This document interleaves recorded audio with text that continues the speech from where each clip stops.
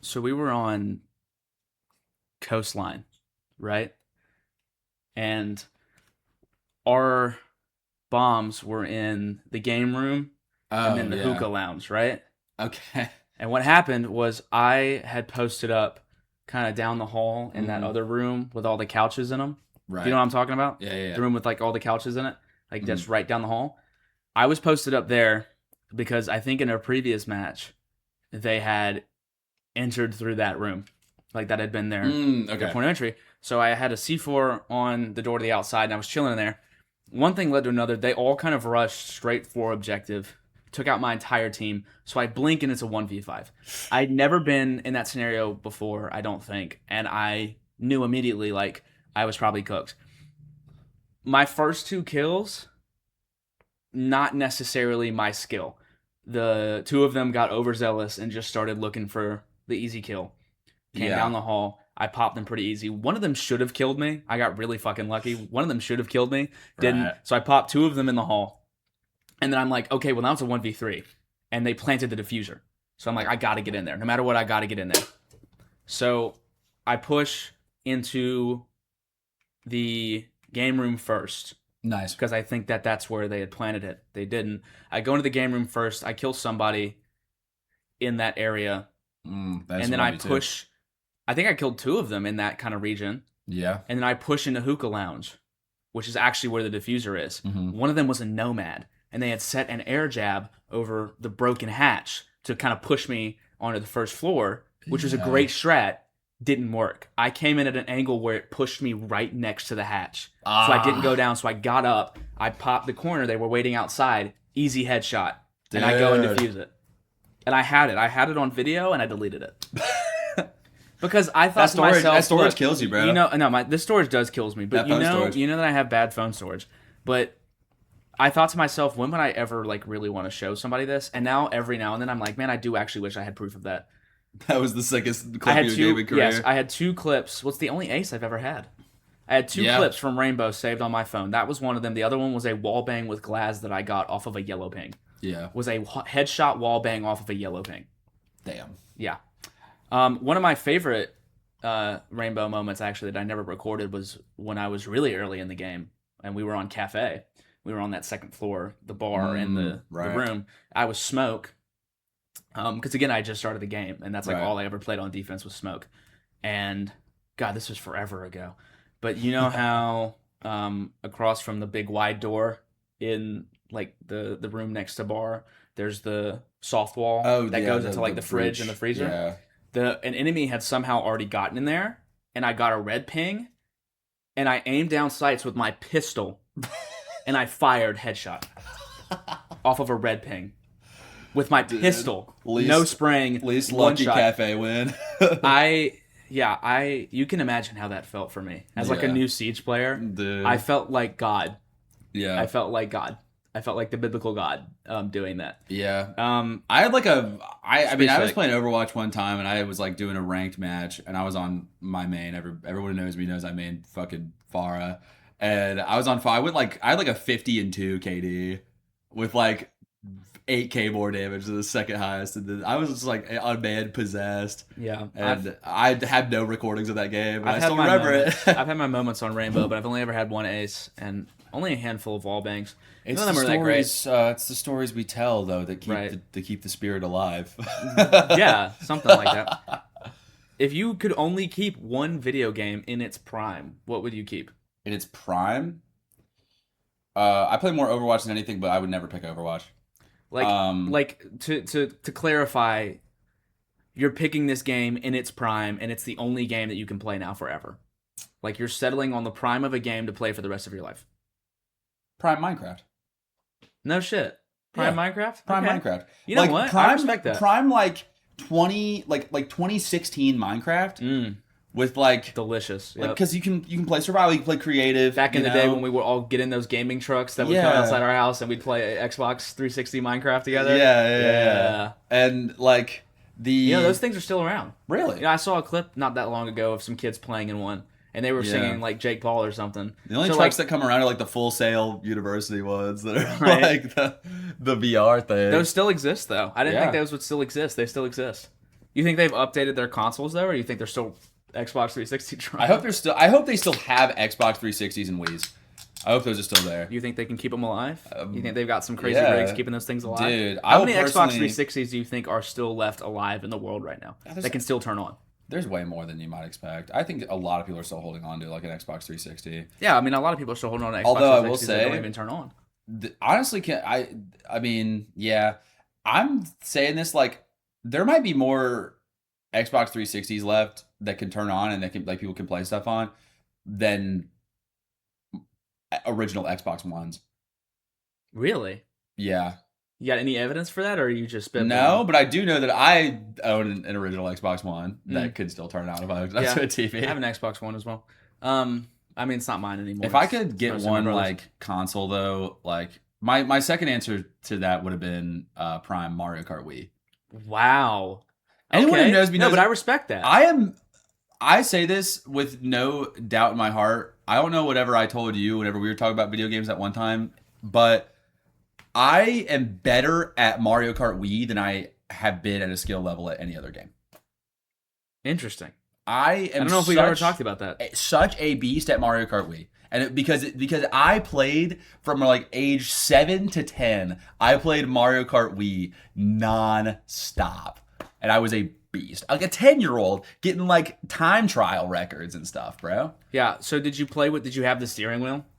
No. You didn't have the steering wheel? Brother, I played with the nunchuck. No. Brother, I played with the nunchuck. No. I was that so toxic. So you didn't really experience Prime Mario Kart Wii then? Because Prime Mario Kart Wii, I did play with the wheel the at times. I did. I just didn't like do my best work with the wheel. Okay, so you know my answer.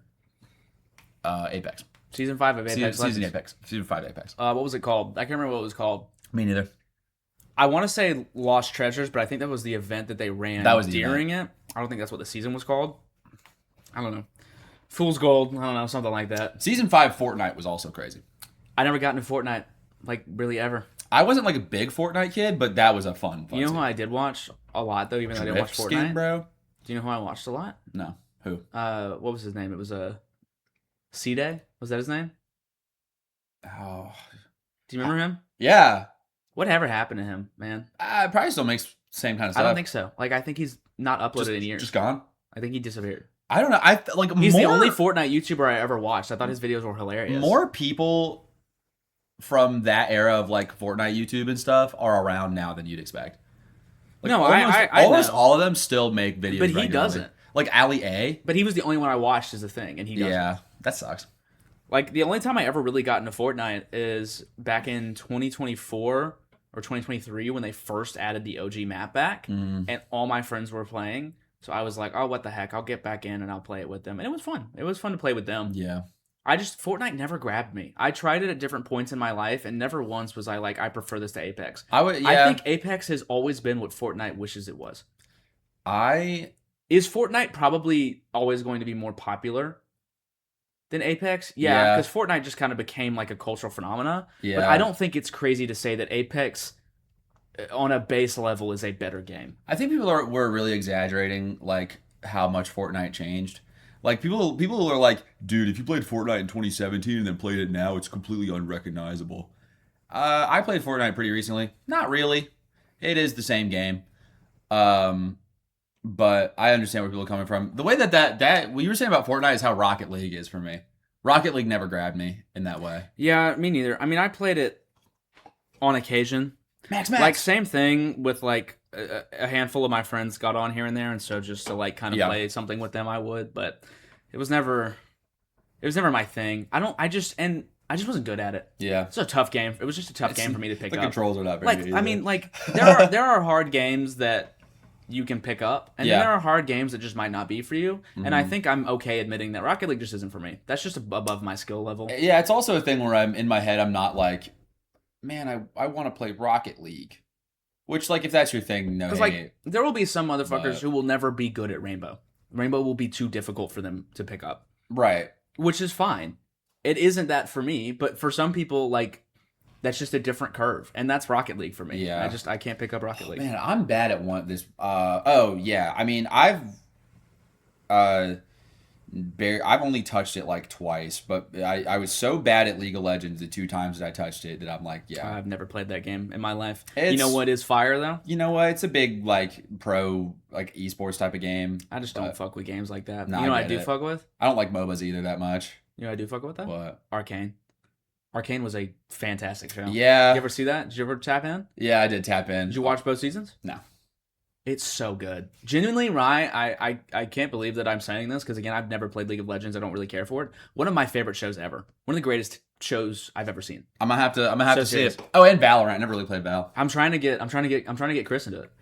I'm thinking nice. maybe if we have time this summer because I re-binged it back not this past Christmas break but the Christmas break of our freshman year because season 2 had just came out. So I rewatched season 1 and then I went into season 2. Right. That Christmas break. He loved popping in when I was watching it. He got hooked every time he came in. Sure, man. And I was like, me too. So I'm hoping that maybe we'll sit down and we'll get him through it for good. Like I'll get all the way through it. You should watch it. It's fantastic. Yeah. I'm just watching hella anime. I'd say start over. Okay, I will. Like go from the top and watch it top to bottom. It's so good. Oh my god. I've just been watching hella anime. Like, really. again, I don't care for League of Legends. This show did not make me care for League of Legends, but the show on its own, genuinely a beautiful work of art. Oh, and you know what else is a work of art though? What? The Fifth Down. Yeah. Welcome to the Fifth Down. Welcome to the Fifth Down, a video game podcast. Yeah, now we're making the transition. We're gonna become Rainbow Six. Yeah. We're gonna get hired by Kotaku, and then we're gonna. I was watching, like I told you, I was watching the esports like championship playoffs, whatever it was that they had on yesterday, and I thought to myself, how much fun would me and Rye have as the commentators for these games? We would have so much fun as commentators for any game. We would. I want us to now that we're doing this is even more of a reason to commentate those AI games, those AI Madden games, dude. That would be a lot of fun. Bot versus bot. That would be a lot of fun. Good YouTube content. Because the guys who do that now, like, have AI generated thumbnails, so I hate them. Oh yeah, we won't do that. No, we won't, because we're not lazy. We're not lazy. Well, we're a little lazy. We're just anti-AI, so we gotta fight our own laziness, I guess. Yeah, I had for the betterment of the world. Big rant to my grandma about that. I was about AI. Well, yeah, because she works here. Yeah. And she had to finish this whole class and course on AI. Yeah, I remember you told me about that. And she was like, and admittedly, I could have been a little gentler in my approach with how I was, expressing my disdain, but. I mean, do we have time to be gentle anymore, or do the gloves have to come off? I think it's somewhere in the middle. I feel like we were gentle. We were too gentle, and that's how we're here. But also, AI. Some people just don't get it. Some people just don't get where generative AI falls in its impacts on the environment and how much it takes from other people. Like some people just don't get it. Some people just don't get it. That's the bad stuff. Sure, AI is still really stupid though. Still, from a machine learning perspective, OpenAI, all the big AI stuff, still very, very behind. I mean, AI could be really cool if it wasn't if they weren't all owned by evil mega corporations, right? Who are trying to replace humanity for profit weren't purposes. Making most of their money off of generative AI that's killing our planet. Right, that'd be cool if it wasn't that. Welcome to the Fifth Down. This is an AI podcast. This is an AI podcast where we actually talk about AI, and we go to Silicon Valley next week to record. Yes, we do. Yeah, we do. We're gonna be the fresh faces in Silicon Valley. There should be a specific football team that is the Silicon Valley blank. That'd be hilarious. They're just all really scrawny tech bros. Yeah, and they just get right. They already have that team. It's the Georgia Tech Yellow Jackets. It's called the Georgia Tech Yellow Jackets. The Georgia Tech Yellow Jackets are already that team. They're called the Las Vegas Raiders. Anyway, the fresh faces in Silicon Valley are here to now give you the freshest news of the day. Freshest news right here. Yep. It's now confirmed. One of the biggest stories is unfolding today. Holla at your boy! What you got first? What's first on this list? I would like us to start off by talking about the current buzz around future Hall of Famer Aaron Rodgers. The second Hall of Famer out of Butte Community College. Yeah. After Larry Allen. Right? So, as it currently stands, the news broke a couple days ago that Aaron Rodgers this weekend would be visiting with the Steelers. Could be doing it right now. This could be so fresh. Like, he could be currently talking with Steelers leadership right this very second while we're recording. Isn't that crazy to think about? I mean, what's the time in Pittsburgh right now? 3 o'clock? It's 3 o'clock over there? So, yeah. That's prime meeting time, right? Yeah, it's a good meeting time. It's a really good meeting time. They probably started like 30 minutes ago. They probably had lunch like we did. He probably hasn't shown up yet. Like, the meeting technically started, I think, at 2:30, but he hasn't shown up yet. But he's in the building, he's in the bathroom, and he's, like, snorting a line, and then he's going in. He's kind of looking at himself in the mirror, being like, do I look normal right now? And he doesn't. And he doesn't at all, but he thinks he does, and that gives him confidence, and then he signs the deal. So, Aaron Rodgers visiting the Steelers this weekend, maybe right now. The current belief in the industry is that odds are looking good that he is going to sign another contract with Pittsburgh. What are your opinions on that, Mr. Ry Cooper? How bad would it be for Pittsburgh if he didn't, man? Okay, can I be honest with you? Yeah, you can. Yeah, I think kind of bad. I think kind of bad. Yeah, I think really bad. Look, I know that's what I'm saying. Right. I think I know that it is kind of tragic to look at the Steelers and look at Steelers fans and be like, your franchise is really groveling at the feet of like a 50-year-old drug addict. Yeah. But I think that a lot of the memes and a lot of his past few seasons have kind of made people, whether intentionally or not, forget that this is still Aaron Rodgers we're talking about. Well, he's still good. And Aaron Rodgers can still sling it. He can still sling it. He could sling it on the Jets. He had a rough first season with the Jets, obviously, that was totally based on injury. His second season was actually not too bad. The Jets were team bad, but around him the team around him was not good, but he was actually still looking sharp out there. Same for last year. I mean, the Steelers were a little rough last year, but like they made the playoffs and everything. He was doing A-okay. Like, it wasn't him that was the issue.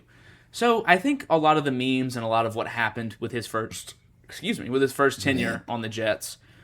Stop mocking me. Distracting me. I'm sorry. You just distracted me. You lost my train of thought because you mocked me for burping. Oh. I think a lot of the memes and a lot of the coverage about him and how his first season in New York went is kind of making us forget that this is still the same Aaron Rodgers. And like, yeah, he's on the downturn of his career. Obviously, he's old, but I wouldn't even say he's washed.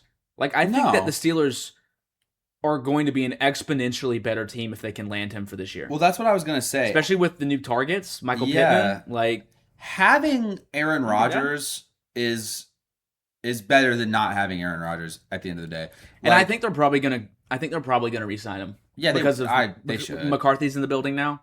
Yeah, they're going to get one more year. Now the question is it a one and done retirement tour contract, or do you think they try and push it to maybe like a 2-year kind of situation? Here's what I think that'll be. It'll probably be a one and done. I think Aaron Rodgers does want to retire. I think he does. But what I think the Steelers are banking on is using this last little thing to try and get development for Drew Aller. Or Will Howard. No, not Will Howard. No, I don't want to develop. I don't think Will Howard is going to develop either, but I'm thinking, what do the Steelers think? The Steelers have more belief in Drew Aller. And probably. I would too. Yeah. Do they though? They drafted Kenny Pickett, right? Lest we forget. Well, that was such a crazy draft, bro. Don't even get me started. Kenny Pickett was also a Heisman finalist. So not too much on KP. Not too much on Super Bowl champ, multiple touchdown passes in the Super Bowl champ. I did witness his Super Bowl win. You were I was there in the building, and you're still denying his greatness. I know, but then again, let's be honest. After that Super Bowl, he did also have that throw where he like launched himself into the ground. No, that was the same season. That was the same season as the Super Bowl? That was his past. That was 2024 because he was on the Browns and the Raiders. He was on the Browns this season, wasn't he? And the Raiders, yeah. Yeah. And now he's on the Panthers. But that image is still so seared into my mind that I feel like it was recent. Wait, no. It was only the Raiders. He was on the Browns before he was on the Eagles. Because he went to the Browns and then the Browns traded to the Eagles. No, it was. Are you sure? Yeah. I thought he was on the Eagles and he went to the Browns for like the offseason, and then right before the season started, he went to the Raiders. No, because the Browns acquired him from the Steelers. I'm looking this up, brother. I'm looking this up right now. If I'm wrong, I'm wrong. This somehow just turned into a Kenny Pickett segment. Oh, my God. Let me. But I mean, this is all Folks, to that's say. how you know we're deep in the off-season trenches. Oh, you were right.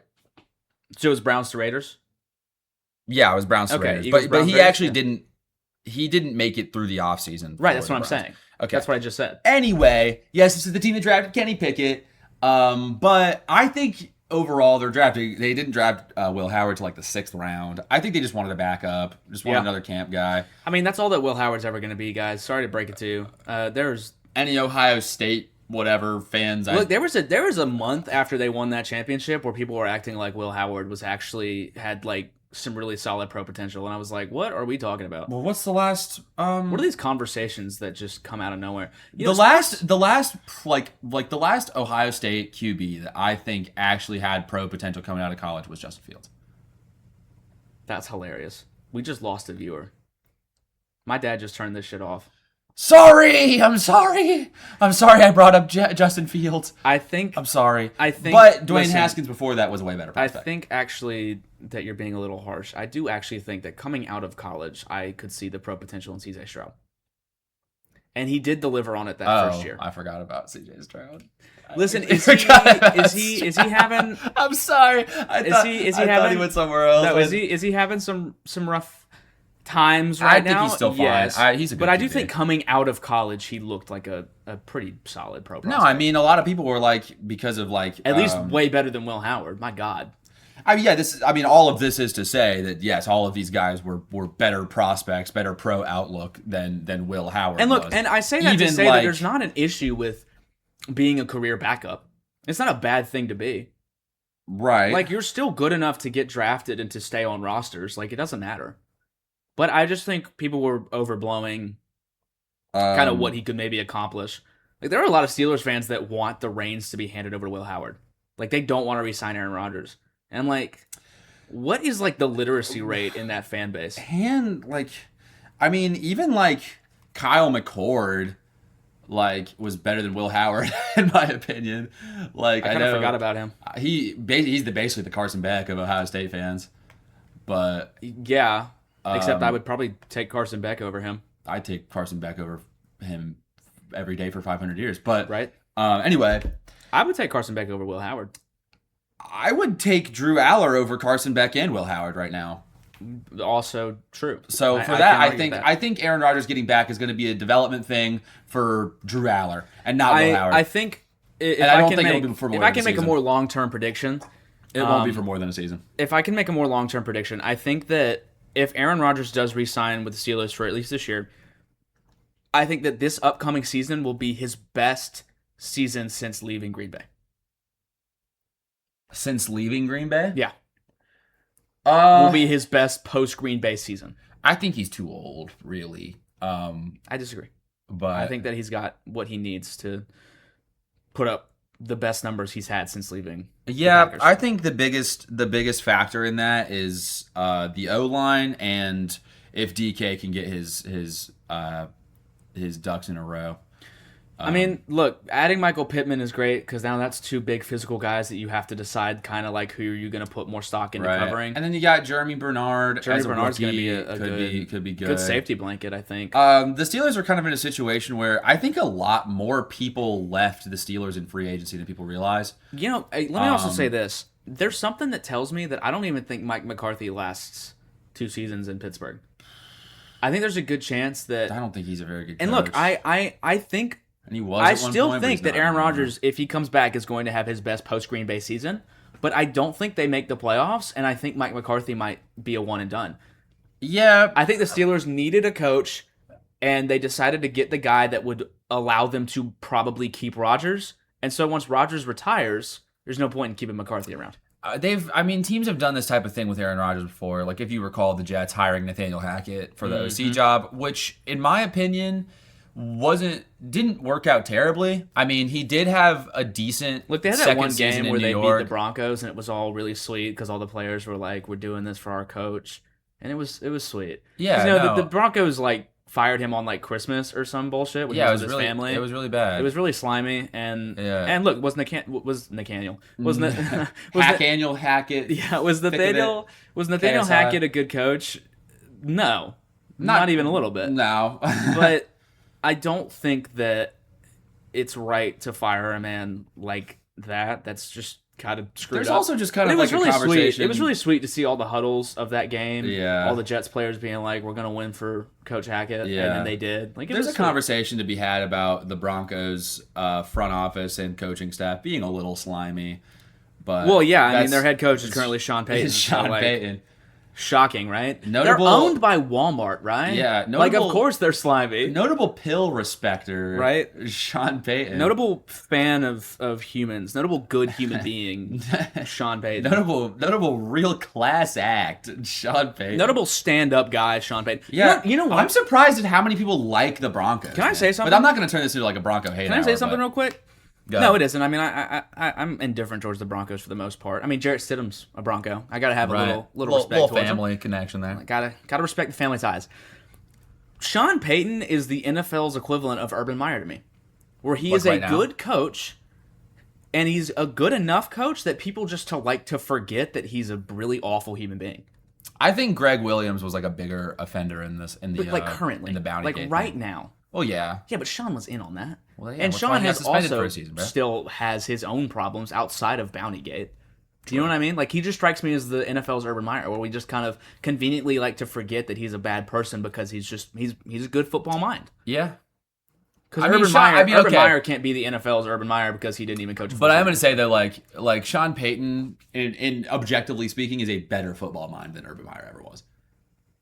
Sean Payton's one of the best offensive football minds of the last 20 seasons. Sure. But anyway, all that to say, yes, I do think the Steelers bite off on Aaron Rodgers, and I think they should for just one more season. And I think they should. I think it's should. the right move. I think they need to do whatever they can today or tomorrow, and whenever it is that he's going to be up in the building. Yeah. Probably Monday. If they said they're going to meet on the weekend, he probably won't show up till Monday. I think they need to do whatever they can to keep him for one more season, and I think he'll have a good season. Yeah. Because without him, I really don't know what the Steelers' game plan going into the year would be. You know what I mean? Right, yeah. Now, moving on from that, switching gears to basketball, let's catch each other up and the viewers up on where the NBA playoffs currently stand. Right now, we are in the second round of the NBA playoffs. The matchups are... Some of them are almost done. I'll be the first to admit that one of the key matchups, which I was supremely wrong about, the Sixers versus the Knicks. Yeah, you were pretty dead wrong about that. The Sixers did win the series against the Celtics. They did win Game 7. Yeah, you're right. Which I was right. I'm not going to ask for half a point on the Vegas make the call stuff, but I was right about that. However, they are on broom watch against the Knicks right now. Yeah. I think what happened with the Hawks. Swept. I think what happened with the Hawks woke the Knicks up. They're going to get swept by the Knicks. And look, let's be honest. Are we surprised? Really? We talked about this. The Knicks are the best team. I was wrong because I was wrong that they advanced against since they advanced against the Celtics. But I still think that I am somewhat right in saying that the Sixers just aren't a complete enough team to be deep playoff caliber. Well, no, they have no bench. Kind of right. They're kind of a sham. They were kind of any Daryl Morey team is a sham. The Rockets were a sham when he was their GM. You know, and I think you're right. I think that odds are they're going to get swept. But can we talk a little bit about just how fantastic this Minnesota-San Antonio matchup has been? Yeah. Oh my God. Well, we started last night. It's the Timberwolves versus the Spurs, and the Spurs are up 2-1. Last night, yeah. Last night, Wemby and Ant put on a show for the ages. Oh. Wemby with 39 points, 15 rebounds, 5 blocks, and Ant with 32 points, 14 rebounds, and 6 assists. Dude. This is beautiful to me. That is really great basketball. Whatever happens in these next few years for the NBA, I need these two to become the Bird and Magic of these next few years. I need these two to become head-to-head rivals in every way. I think that would be so cool. Because how different of you don't want to throw Shea in there? No. How different of a kind of rivalry could you get? You have this super tall, super fluid alien, and then you have this ball of muscular rage. Gritty, that's such a beautiful little rivalry. God, can you imagine if we get an Ant dunk on Wemby? We need to get a Wemby dunk, like a Wemby poster on Gobert, and then an Ant dunk on Wemby in the same game. Although no one dunks on Wemby. Wemby. John Miranda.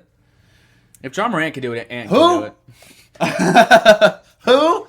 So Spurs. You talking about Demetrius? Yeah. Spurs took that game. They're up 2-1 right now. So I think we were a little wrong in assuming that Minnesota wasn't really going to stand their ground because they are. Well, I think we were operating under the assumption that Ant was not going to be back as soon as he was. Yeah, and then for some reason, Ant just like him and his duct tape knee. Yeah. And he's putting the team on his back. Are just doing their best.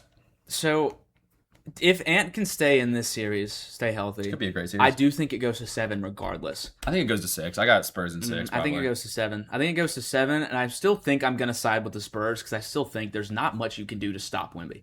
There just isn't. Just get out of his way. Not right now. You know what I mean? But I wouldn't be surprised. Even if you do try to stop Wemby, you still got to deal with Stephon Castle. Sure. I do think that there is a really, really good chance that Minnesota steals this series. Like, it would not surprise me. It wouldn't surprise me. No, okay, yeah. Would you be surprised if Minnesota took this series? Probably not. No, I wouldn't be shocked. Like, you'd probably be like, oh, I thought the Spurs were going to take it, but I'm not. I will say the Spurs have a way better chance against the Thunder than the Timberwolves do. The Timberwolves I wouldn't argue with that. There's evidence to back up that because of last year's Western Conference Finals. You forgot Julius Randle posted up Wemby last night. Oh. So that was a how could I forget about Julius Randle? Would I call that a poster, though? I don't know. Yeah, it's not really a poster. Because it looks like a cool poster. Wemby's not really getting sunned. He's just kind of contesting the dunk. Yeah, and he obviously was a little late on the jump, too. Not that Wemby needs to jump too much, but it happens. I wouldn't call that a poster. But I guess if you dunk in the vicinity of Wemby in any way, you might as well count it as a poster because you're never actually going to posterize Wembanyama. No, you're not, because he is 7'4", and he has like the longest arms ever. This is going to be a great series, though. I'm excited to see how this turns out. The Lakers are done, I think. Lakers are Whether cooked. It's because of the Thunder's overall more like top to bottom completeness of a team, or it's because the refs are being paid to help the Thunders along, like they have been since all of last season and most of this season. I think the Lakers might be done. Which, can I be honest with you? You know that I'm not a big LeBron fan. No, but it's kind of a shame because I really do think this might be it for him. Yeah. And I would have loved to see him will his way maybe till even a finals appearance one last time. There are two things. Well, first, the Lakers were never going to win it all in my head. Not this year. I mean, the first thing though about like the thing is though I think LeBron's like achievements are kind of set for his career. Yeah. I mean, like the 4 championships, the 4 MVPs. I think that's just kind of set in stone. And it has been for a while. Yeah. I think. But you know who didn't stop at 4 of those? Can you shut up?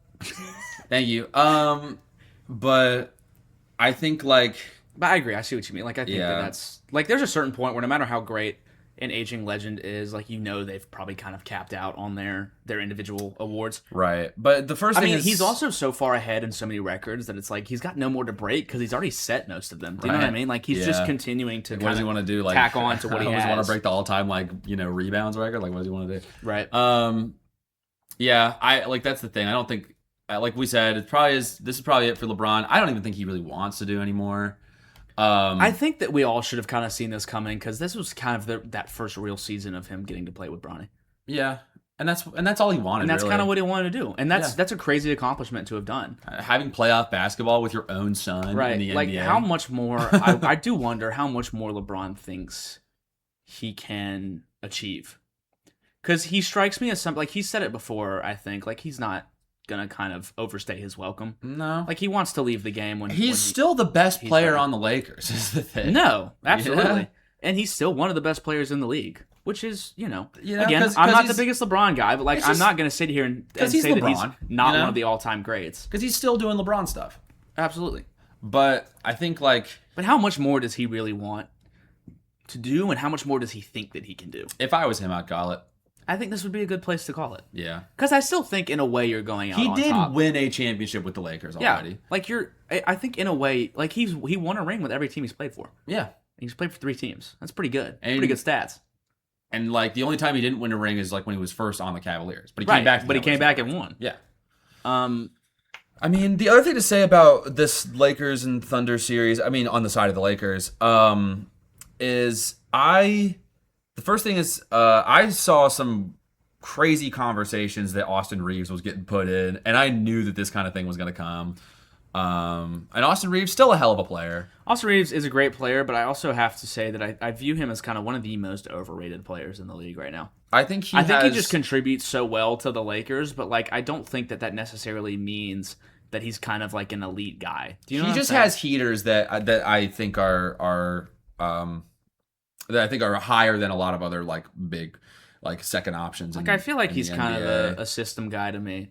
Which Yeah. isn't like a bad thing, but like I'm not gonna sit here and pretend that you're elite because you're really kind of successful in the system that you play in. But I mean, he just averaged 23 points per game on really really good shooting splits. I wouldn't call him one of the most overrated players in the league. Maybe I think at times he can be. I think more from a fan perspective. Yeah, I think he's very overrated by fans. yeah, Less so by like how like by media and just by general consensus. Yeah. But I think he's a very overrated player in the fans' eyes. I was gonna say another thing about this series is like, yeah, I've just been a little disappointed by Austin Reeves in this series. But another thing, overall, this entire playoffs, I'm pretty disappointed by Luka. It's kind of crazy that he just has no outlook to getting back on the floor. It doesn't seem like he has any intention of getting back on the floor. Ever since he got to the Lakers, it doesn't seem like his heart's really in it. It doesn't seem like even when Luka was putting up stuff where he looked like he was in MVP contention, that was at the start of the season. It started to taper off, and then he started dealing with the injury stuff. And at that point, I kind of looked at him the same way I looked at like the years that like James Harden was dealing with all those injuries and stuff, where it just like he just didn't really seem like he wanted to get back on the floor. It didn't seem like Luka really cared that much at the end of the day. And these playoffs are kind of exacerbating that. I just don't think Luka really cares what happens to the Lakers, at least not right now. Yeah, which is interesting to me. You think that he would probably I feel like he has more to prove with what happened last year with the trade and everything. I mean, the Luka or trade. do you think that the trade just like kind of took away his love for the game a little bit? But I wish think that he would Luka go to really prove him did. wrong. Like, I think Luka cared more about playing in Dallas than he cared about anything else. I think he wanted to do his best for the Mavericks. Right. And I think now that he can't, now that he's just in this big market where he's not that beloved superstar like he was for Dallas, man. It's LeBron is definitely still the face. LeBron's the face of the Lakers, and he will be, Luka has a big, I say big shoes to fill, but it's LeBron. Say what you want about Luka's raw talent at the game. I mean, LeBron's a top 3 player of all time at minimum. There's with only everything. one player in the league that even has a shot in hell to fill LeBron's shoes, and it's obviously Wemby. It's Wemby. There's nobody else that's going and in that direction. Luka, Not that there aren't a lot of players in the league right now that could finish their careers as all-time greats. No, there are. There's nobody in this league except Wemby that's going to be able to fill LeBron's be shoes. in that GOAT conversation like Wemby will be. No. And that's the thing, man. And Luka looked like he could be on that track for a minute, almost. Maybe not that, but maybe like top 7 all time, maybe like top 8 or 7, type of thing. But I think, I think the trade kind of took a lot of the wind out of Luka's sails. He's starting to slip a little bit for sure, which is And it's he kind of sad was, to see. His scoring was at an elite level at the beginning of the season, but now that he's dealing with these injuries, that's another thing that I think is taking the wind out of his sails a little bit. Yeah. But this is all stuff that I'm going to have to see by next season. And then the last series that we can cover is actually, before I do that, I want to get on the side of the Thunder. The Thunder are making basketball almost unwatchable. Yeah, at least when they're playing. At least when they're playing. At least when they're on the court. Yeah, the Thunder, the current Thunder, like especially the championship team last year, and this season's Thunder, where they have a better record than they did last year. The Thunder are kind of a thing to me where it's a total eye test type of thing, and to me, the Thunder do not pass the eye test at all. None of their players pass the eye test. Not even Shea passes the eye test. Chet Holmgren is one of the most overrated players in the league. he he's not the he's a fine defender, but he's a guy who can barely create his own offense. And all he does is he just contorts his body weird, and it's the same thing that Shea does. Shea, all he does is just try to draw fouls by charges. Half of the fouls that get called for him to get to the free throw line are stuff that should be called as offensive fouls. That was an even bigger problem last season than it is this season. I mean, Shea literally won MVP, and everybody was like, "Dude, this guy does nothing but just do push-offs all the time." Yeah, I'm starting to really have my opinion on Shea change. Everyone hates Lou Dort. Oh yeah, Lou Dort's one of the most he's infuriating players in the league. Lou Dort is just evil Draymond Green. Yeah, because he's not good at defense. He's not funny. He's not funny. Like Draymond Green be beating people, but at least he's funny. At least Draymond Green has elite defensive IQ. Lou Dort just is a linebacker and just tackles people. Yeah. I think Lou Dort should make a switch to the NFL and play running back. Lou Dort is almost like if you took Dylan Brooks and made him not a wimp. To me, Dylan Brooks is all bark, no bite. But Lou Dort's brains are in his biceps, though, is the problem. Right. And other than the occasional... Do you see what I mean? Yeah. Dylan Brooks is evil, but Dylan Brooks is little man syndrome. Where he just likes to bark and then get put on his ass and doesn't do anything about it. He's also 10 times the scorer that Lou Dort is. But yeah, Lou Dort just tries to kill people. Yeah. Lou Dort is if you took a bad boy Piston from the 80s and just spit him out in the modern day. Yeah. And Except he flops it too. Right. But he's not fun you take Rodman. Yeah, or Zeke, but what I was gonna say is Lou Dort and all these bench guys, even Jared McCain just is not fun to watch play anymore, which is funny that happened as soon as he got traded to the Thunder. I think this is at the bottom of the line at the end of the day, I think this is just a Mark Daigneault problem. Yeah. I think that's just the way that he coaches the team. Could be. But it is really annoying to watch. It is really annoying to see how quickly these all turn into just ref fests. But it is kind of tragic. Next up, we got the Pistons and the Cavs. The Pistons are up 2-0 to the Cavs. Kind of surprising. I don't want to say it's going to be as sweet, but it won't be. The Cavs will get one. I don't know. I don't know what they're missing. James Harden's too busy making AI videos still. I was going to say they're missing not having James Harden on the floor. That's what they're missing. James Harden's legacy is being just ruined as we speak. There was a time when this kind of first happened and he was starting to pop off where I was like, is James Harden helping his legacy by kind of repairing these past few years? It was only on the Clippers, really. Well, these past few years, these past 4 or 5 years, James Harden took his easily Hall of Fame legacy and turned it into, oh yeah, I know James Harden. That's that really inconsistent dude.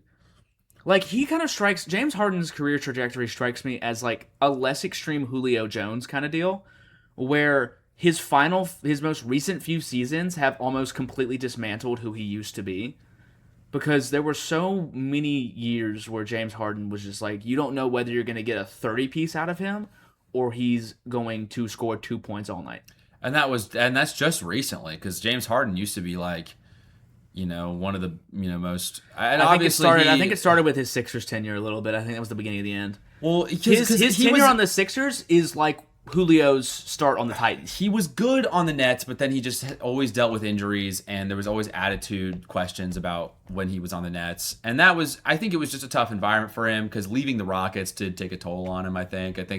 The Rockets kind of giving up on him. The streets will never forget Rockets James Harden. I will never forget Rockets James Harden for the rest of my life. Ever. But that's all to say. Yeah, with the Sixers, I think it started. James Harden always had that playoff choker mark on his resume, though. Yeah. Even since he was with the Thunder. This is striking me as, again, like I said, I think James Harden's tenure on the Sixers is comparable to Julio's on the Titans. Yeah. And then maybe Clippers, we can say, is Julio's year on the Bucks, where he was contributing, but it was still very inconsistent. He spent a lot of time off the field. And I guess, but see, I say less extreme because after the Bucks, Julio went to the Eagles, where he did basically fuck all. Yeah. And Harden started to do something on the Cavs, like he started to repair that legacy a little bit, but now it's like, here we go again. Yeah, I mean, to me, Clippers James Harden, especially his last season on the Clippers, which like unexpectedly ended. But James Harden, he had time as a first option. This was after Paul George had already left, and Kawhi was injured, and James Harden spent his time as a first option. The Clippers were actually a pretty good team. They looked like one of the hottest teams in the NBA. Clippers gonna Clipper though. They did Clipper, but it was not only that they Clipper. They got to Game 7 against the Nuggets, and James Harden did his thing. Too inconsistent. It always just seems like these lights, they get really bright and James Harden starts to flame out. And this is, second round of the playoffs. This is the furthest that James Harden has been in the playoffs since his Sixers tenure. It just makes me sad because I always have had a soft spot for James Harden. Me too. And I still do to a degree. The AI stuff wards me off like it does with he was anybody. one of the most unbelievable players at his But like I've always he's one of my personal favorite players of all time. Right. And so two-time MVP to see him step into the Cavs and kind of start to repair these past few years of what he had become kind of gave me that feeling of to keep that comparison. Man, I wish Julio got to do this. Yeah. Because when we think Julio Jones right now, we think of a guy who cannot stay on the field. Yeah. Who you literally knew the second he stepped on the field, he's about to come off first play in for something. Yeah. Because that's all that he was for the longest time. And it's ruined. Yeah. The end of his Falcons tenure was marred by that. It's ruined his legacy as what he used to be. Right. He used to be a demon. One of the most dominant. And now when you hear Julio Jones, you're like, that dude was made out of glass. The old guy who got injured all the time. So the same with James Harden. It was for a minute there, it was starting to be like, man, now when I think of James Harden, I'm going to think about, is he going to drop 3 points or is he going to drop 30 and not, man, they used to have to change the way that their players played defense against him because of how dangerous he was. Yeah. And it's really sad. I thought that maybe his tenure on the Cavs was kind of what we never got with Julio, where it was like, go out one last time, repair your image, and it's like now it's kind of up in the air. The other side of the story is the Pistons, who look like a completely different team than they did against the Magic. I think similar with the Magic. I think similar with the Hawks and the Knicks. I think what happened with the Magic kind of woke them up. Yeah, a little wake up call. I think they're actually playing real human basketball. I think Asar Thompson is the hero for most of this. Asar Thompson is cementing himself as a top 4 defender in the entire NBA. Maybe they have top some 3. Fantastic players, man. Yeah, they have some top really down, great players, top to bottom. And it makes me so mad because I deeply hate the Pistons. But Cade Cunningham's an unbelievable, two-way player and a facilitator of that offense. I gotta be honest, you got guys like Asar, guys like Ron Holland actually being able to contribute their own offense. Right. Their passing has been great. Jalen Duren has been unreal off the pick and roll. And a great defender as well. I mean, not to call great defense top to bottom. Right, not to call it yet, but I look at the East and I'm like, it really feels to me that I wouldn't be surprised if the Pistons make the finals. Well, it'll probably be Pistons versus Knicks, and that's going to be a topic for whatever episode we're on whenever we do that. There's just something telling me that I'm gonna blink and that's what's gonna happen. As for the West, it's Thunder are probably gonna take against the God, Lakers. I hope it's the Spurs, man. And the Spurs and the Wolves are anyone's series, really. A Wemby final would Wemby versus Cade finals would be crazy. Would be beautiful. But that is a bit of a longer, freshest news sort of thing. But that's just us, giving our little quick breakdowns. Sure. Anything else we got on the freshest news today? NBA draft lottery. The order will be determined tomorrow. Correct? Right? Yes. And I think what are the odds looking like? The top Computer, show me NBA draft lottery odds. I know the top 3 off the top of my head. Number 1 is the Wizards, which means they won't get it. Which means they won't get it because the Wizards never get it. Number 2 is the Pacers. Hey, that's traying them, right? Yeah. That's traying them, isn't it? Traying them. It's Trey and AD. Trey and AD, man. I forgot about him. Yeah. Oh my God, he's not. Wizards have a 14% chance to get the number 1 pick and a 52% chance to get a top 4 pick, which in this type of draft is essential. Yeah. And then number 2 is the Pacers. With a 14% chance. And then number 3 is my Brooklyn Nets. There you go. Which they also have a very high top 4 pick odds. I really think we're going to get a top 3 this time around. If I remember correctly, the Bulls are sitting at 9 right now. Are they The not? Bulls are indeed sitting at 9. So the top 10 from 10 down to 1. 10 is the Milwaukee Bucks, but they have no number 1 pick odds. But they do have a 13% chance to get a top 4 pick. There you go. The Chicago Bulls have a 5% chance to get the number 1 pick and a 20% chance to get the top 4 pick. The Mavericks have a 6.7% chance to get the number 1 pick and a 30% chance to get the top 4. The Atlanta Hawks are at number 7 because they have this pick from the Pelicans for DeJounte Murray. It's a good team to get a pick from because they tend to be ass. They tend to be really, really bad. They tend to be really awful. A sleeper here at 6, the Grizz, the Memphis Grizzlies, are Time to replace Jaw. at 9%. Yeah. And have a 40% chance to get a top 4 pick. Time to build your team The around somebody Sacramento Kings are at 5. Oh my God, I forgot that team existed. And they do too. So will the lottery. It's time to replace Zach LaVine. Imagine being a team that tries. heartbreak. Imagine a Jesus team that trades. Imagine you're the team that trades De'Aaron Fox, and you decide to fill the hole with DeMar and Zach LaVine. Hey. Not too hard on my boys. Easy on DeMar, bro. No, easy on Zach. Listen. I love DeMar to death. They gotta get Lonzo. DeMar is at the end of his career. They gotta get Lonzo. DeMar is at the end of his career. They gotta get DeBalzac. I think. Like DeMar is at the end of his career. Oh, yeah, I think he's absolutely. running towards retirement. That's fine. He's been in the league a while. Zach, I think, still has a little more to give. He has I think Zach's got some three or gas four left more in the good tank. seasons. I think. I mean, he was a great scorer at the start of the. It's time to let DeMar go, probably. But if I were the Kings, I would hang on to Zach because I think it could be a really good piece for a future kind of stronger roster. Anyway, and then at Slide number 8, 4 is the Utah Jazz. The Jazz, once again, just The team of all time. just are totally terrible, and they will remain to be totally terrible. For the rest of time, probably. Can't even remember Can I be honest with you? If they got Ace Bailey last draft, though, and that if could there be a good was sign. one team in all of American sports that I would bet on for never even sniffing the finals of their league again, it's the Jazz. They've done it more than a lot of other NBA teams, though. Yeah, but I think from here on out. But there was a pedophile who led them there. Yeah, I think from here A pedophile on out. and an anti-vaxxer. Yeah, Big Malone. And Big J. Now, JS. I saw a reel not that long ago where this dude was talking about how in college he was trying to kind of fit in with people and Pat was, Bev reacting to the Karl Malone thing. Yeah, the timeout shit. that doesn't work because we don't have we a don't have a video, thing but he yet. just did the timeout tee with Oh his my hand. God. Anyway, so I saw this Um, reel. This dude was telling a story about how he was in college and he was kind of trying to fit in with I think he was in a frat or something. So he was just trying to kind of kind of match the style of frat guys at his college, and they were all big on wearing jerseys and stuff. So he wasn't really well versed in sports, right? Right. So he went and was looking for jerseys and found one that he just thought looked cool. He just liked the purple colors on it. Yeah. He thought it was sick. And Cool then number. he was wearing this jersey, and either a girl he was talking to or one of his guys kind of was like, or made a comment about it, like it was an interesting pick or something. He was like, "Well, I don't really know who this is," and then it was a Karl Malone jersey.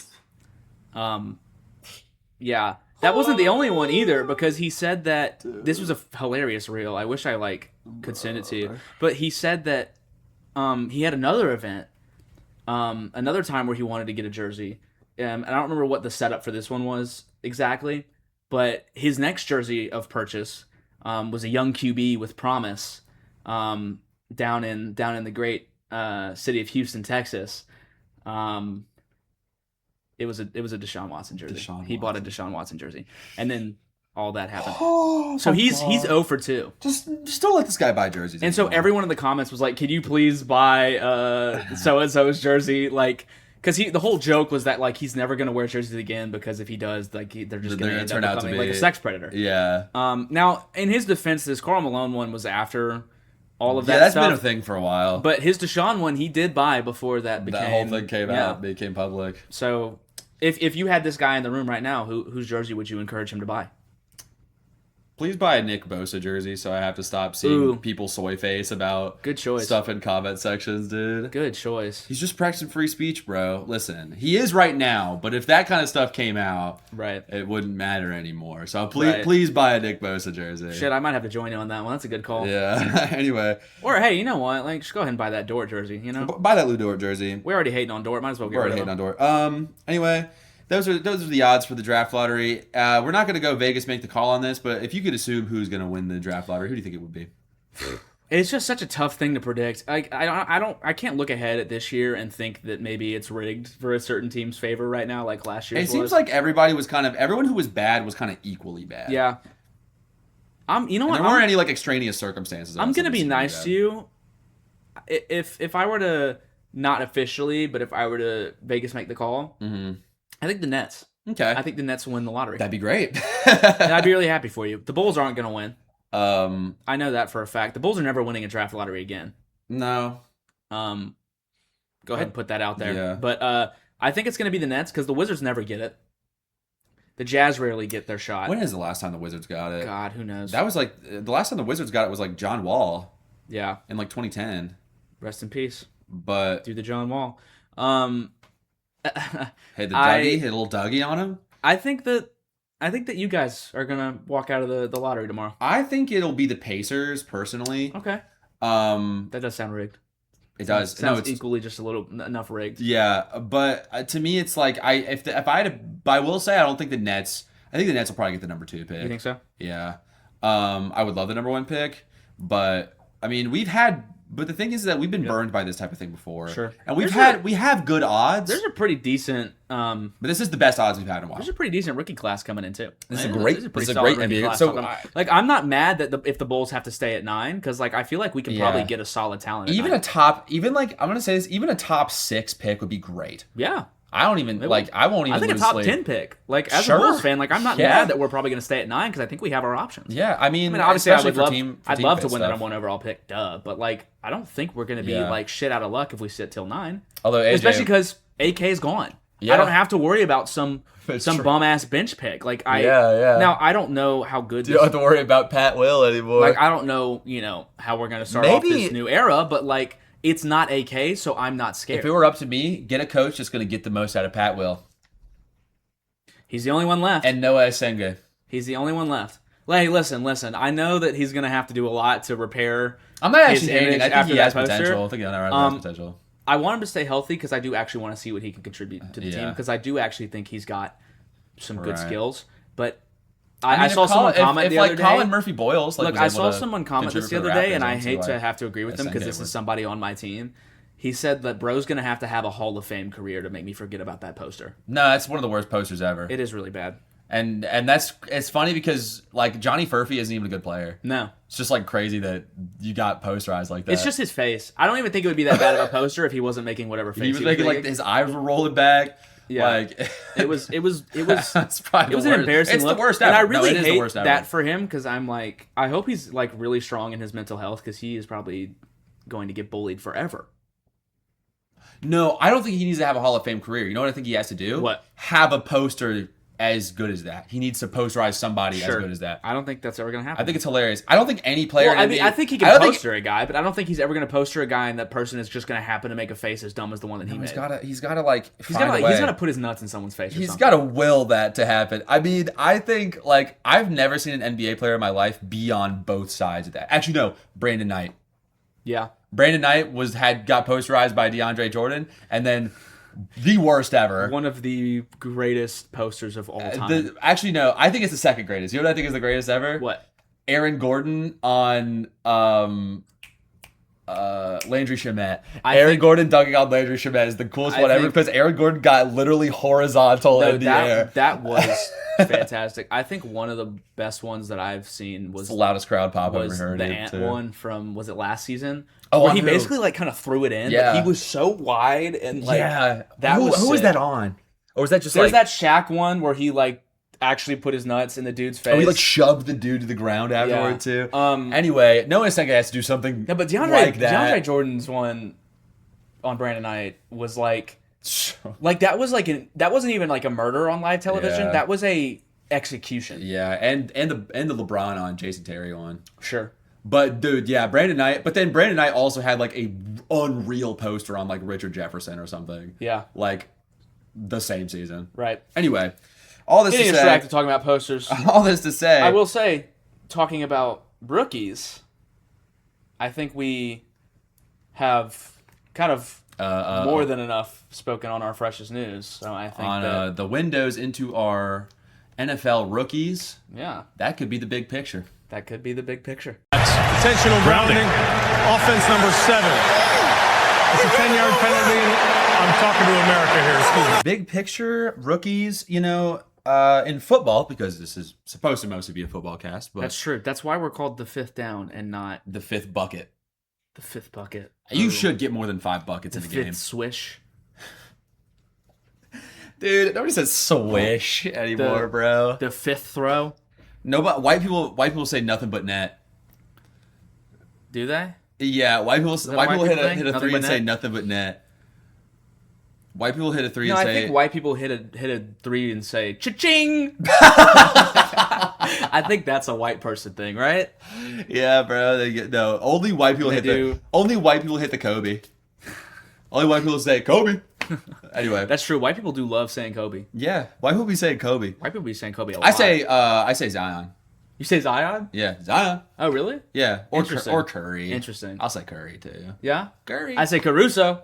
That's my go-to. Not even ridiculous. He actually No. does knock him down. No, he can knock down a mean free throw. Anyway, this is not about Alex Caruso. This is Free about throw? Free throw. Fuck. Whoa! God. Anyway, Do I have a speech impediment or am I just stupid? you're just stupid. Okay, cool. Speaking of Stupid. the NFL. No. Speaking of stupid. We talked extensively about the draft last couple episodes. This is and we're going to continue, kind of this ride. But now these guys who just got drafted are they're now starting their journey on their teams, man.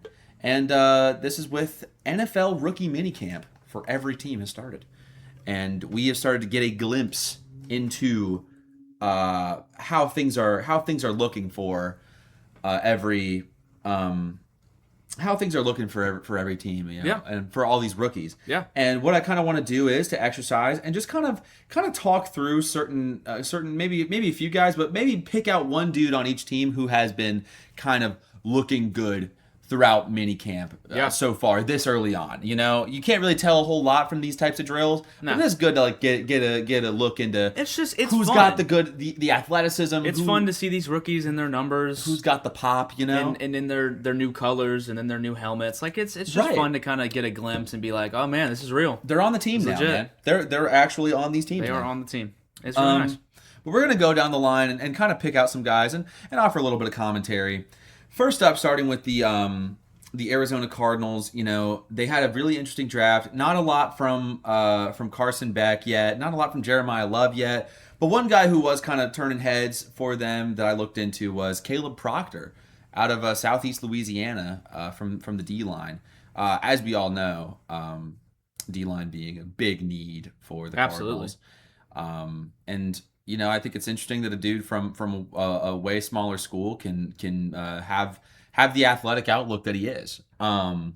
But another guy just from the Cardinals.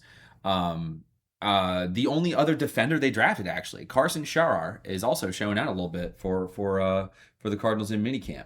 So that's a fun little outlook. It's good to know that the two guys that you drafted on defense, the only two guys, are both kind of showing good flashes. Somebody out of the Falcons that I think I've seen the most on so far during this minicamp is my boy Zach Branch. Zach Branch, Who has is been looking looking exactly snappy. how I told people that he would, because a lot of NFL analysts have said, especially since seeing him get some reps at minicamp, but even in the past few days before that, we're saying that like he's going to have ridiculous upside at wide receiver and was overlooked for that, which is exactly what I was saying. You were saying that from the jump. Also, not to mention, not that this is very important, but he got one of my favorite wide receiver numbers, number 17. 17. Gonna look so slick. That is wearing slick. But No, we looks- should talk about some numbers here. He looks very good down in Flowery Branch right now. He's putting on a show for them, which makes sense. I mean, ever since he got into college, his kind of general vibes and what people have viewed him as is he's a spectacle to watch. Like he is the living definition to me of flashy. Right, yeah. And he seems to be showing that in minicamp so far, and I'm proud of him. He had a rep. I think his body control after the catch is really, really, really beautiful. It's elite. Yeah, it's elite. It's elite. And last thing, I was looking into Falcons minicamp a little bit as well. Harold Perkins is looking good, looking fast, is from what I heard from some of the beat writers around there. The Baltimore Ravens, a little bit quieter. I've heard their wideouts have been showing up. Jacoby Lane and Elijah Sarrett. Two picks that I like. Yeah. I'm telling you, man. Specifically those two. Those are just, there's something about those picks and them going to the Ravens. Like, I'm telling you, like, I think they have just set a wide receiver core that's going to last for years to come. I like those two now because, you look at their Coming fit. around on them? I'm coming around. You look at their fit and in what the Ravens have. The Ravens have a lot of guys who are electric, after the catch. They have a lot of, like, after the catch point type of people who make their plays. You got Zay Flowers. That's, like, when he's, that's his biggest mode of production, basically. Although, there is something to be said about Zay Flowers trying to hit juke moves on people that do not need to be juked out. Right, yeah. But anyway, that's beside the point. He hits it sometimes, which is valuable. But they needed guys more than anything who are aggressive and electric at the catch point, who can make those big catches. Yeah. And that's specifically what Sarah and Lane are good at. So they've already been showing great signs. And just another thing, an underrated guy, a seventh rounder. I've heard Rayshon Benny is showing some flashes at the defensive tackle position. So that's something to talk about. We're not really going to bro thinks he's on the team this. We're just going to kind of keep going quick. The Buffalo Bills, as I predicted, Skylar Bell is looking sharp, looking like his routes are crisp. Other than that, it's a little quieter, but I have heard good things about Jude Bowery at O-line. He's showing out, but I always want to protect Josh Allen. Same with Jalen Kilgore at safety. He's developing into showing a bit of signs, being the steal that we're hoping that he can be. Next up, we got the Carolina Panthers. We were talking about this a little bit at lunch. Chris Brazzell has been looking sharp, and his biggest problem coming out that I had with him, he seems like he is already rehabilitated. Yeah, which is so good. Dude, hey, his hands look consistent, sharp. I told footwork you, is great. I'm not high on him, but I think that he could be like a legitimate starting wide receiver for them. Yeah. And if he's already kind of fixing parts of his game that were a little sketch, then who knows what that ceiling can be for him. I mean, he's got great measurables to me. And I agree. Look, I watched him firsthand. All right, we won that game in the end, but he torched Georgia. He was taking it out on us. Yeah, and I saw things in his game that I thought were very impressive. Mm-hmm. So if he's kind of ironing out some of the stuff that he needs for the next level, then who knows what that ceiling could look like for him. Not a lot out of the trenches. Just not a lot from Monroe. Not a lot from Lee Hunter yet. And another guy that we talked about last week. Not a lot out of Sam Hecht so far, but I have been seeing from sort of insider stuff from the Panthers camp. I have been seeing good stuff about Will Lee III. It's looking like Will Lee is going to be able to kind of notch a role on the defense, hopefully. Yeah. Which I had him as a good pick. I liked him. The Chicago Bears. This is sort of similar to the Ravens. Their outlook has been a little quieter. However, Logan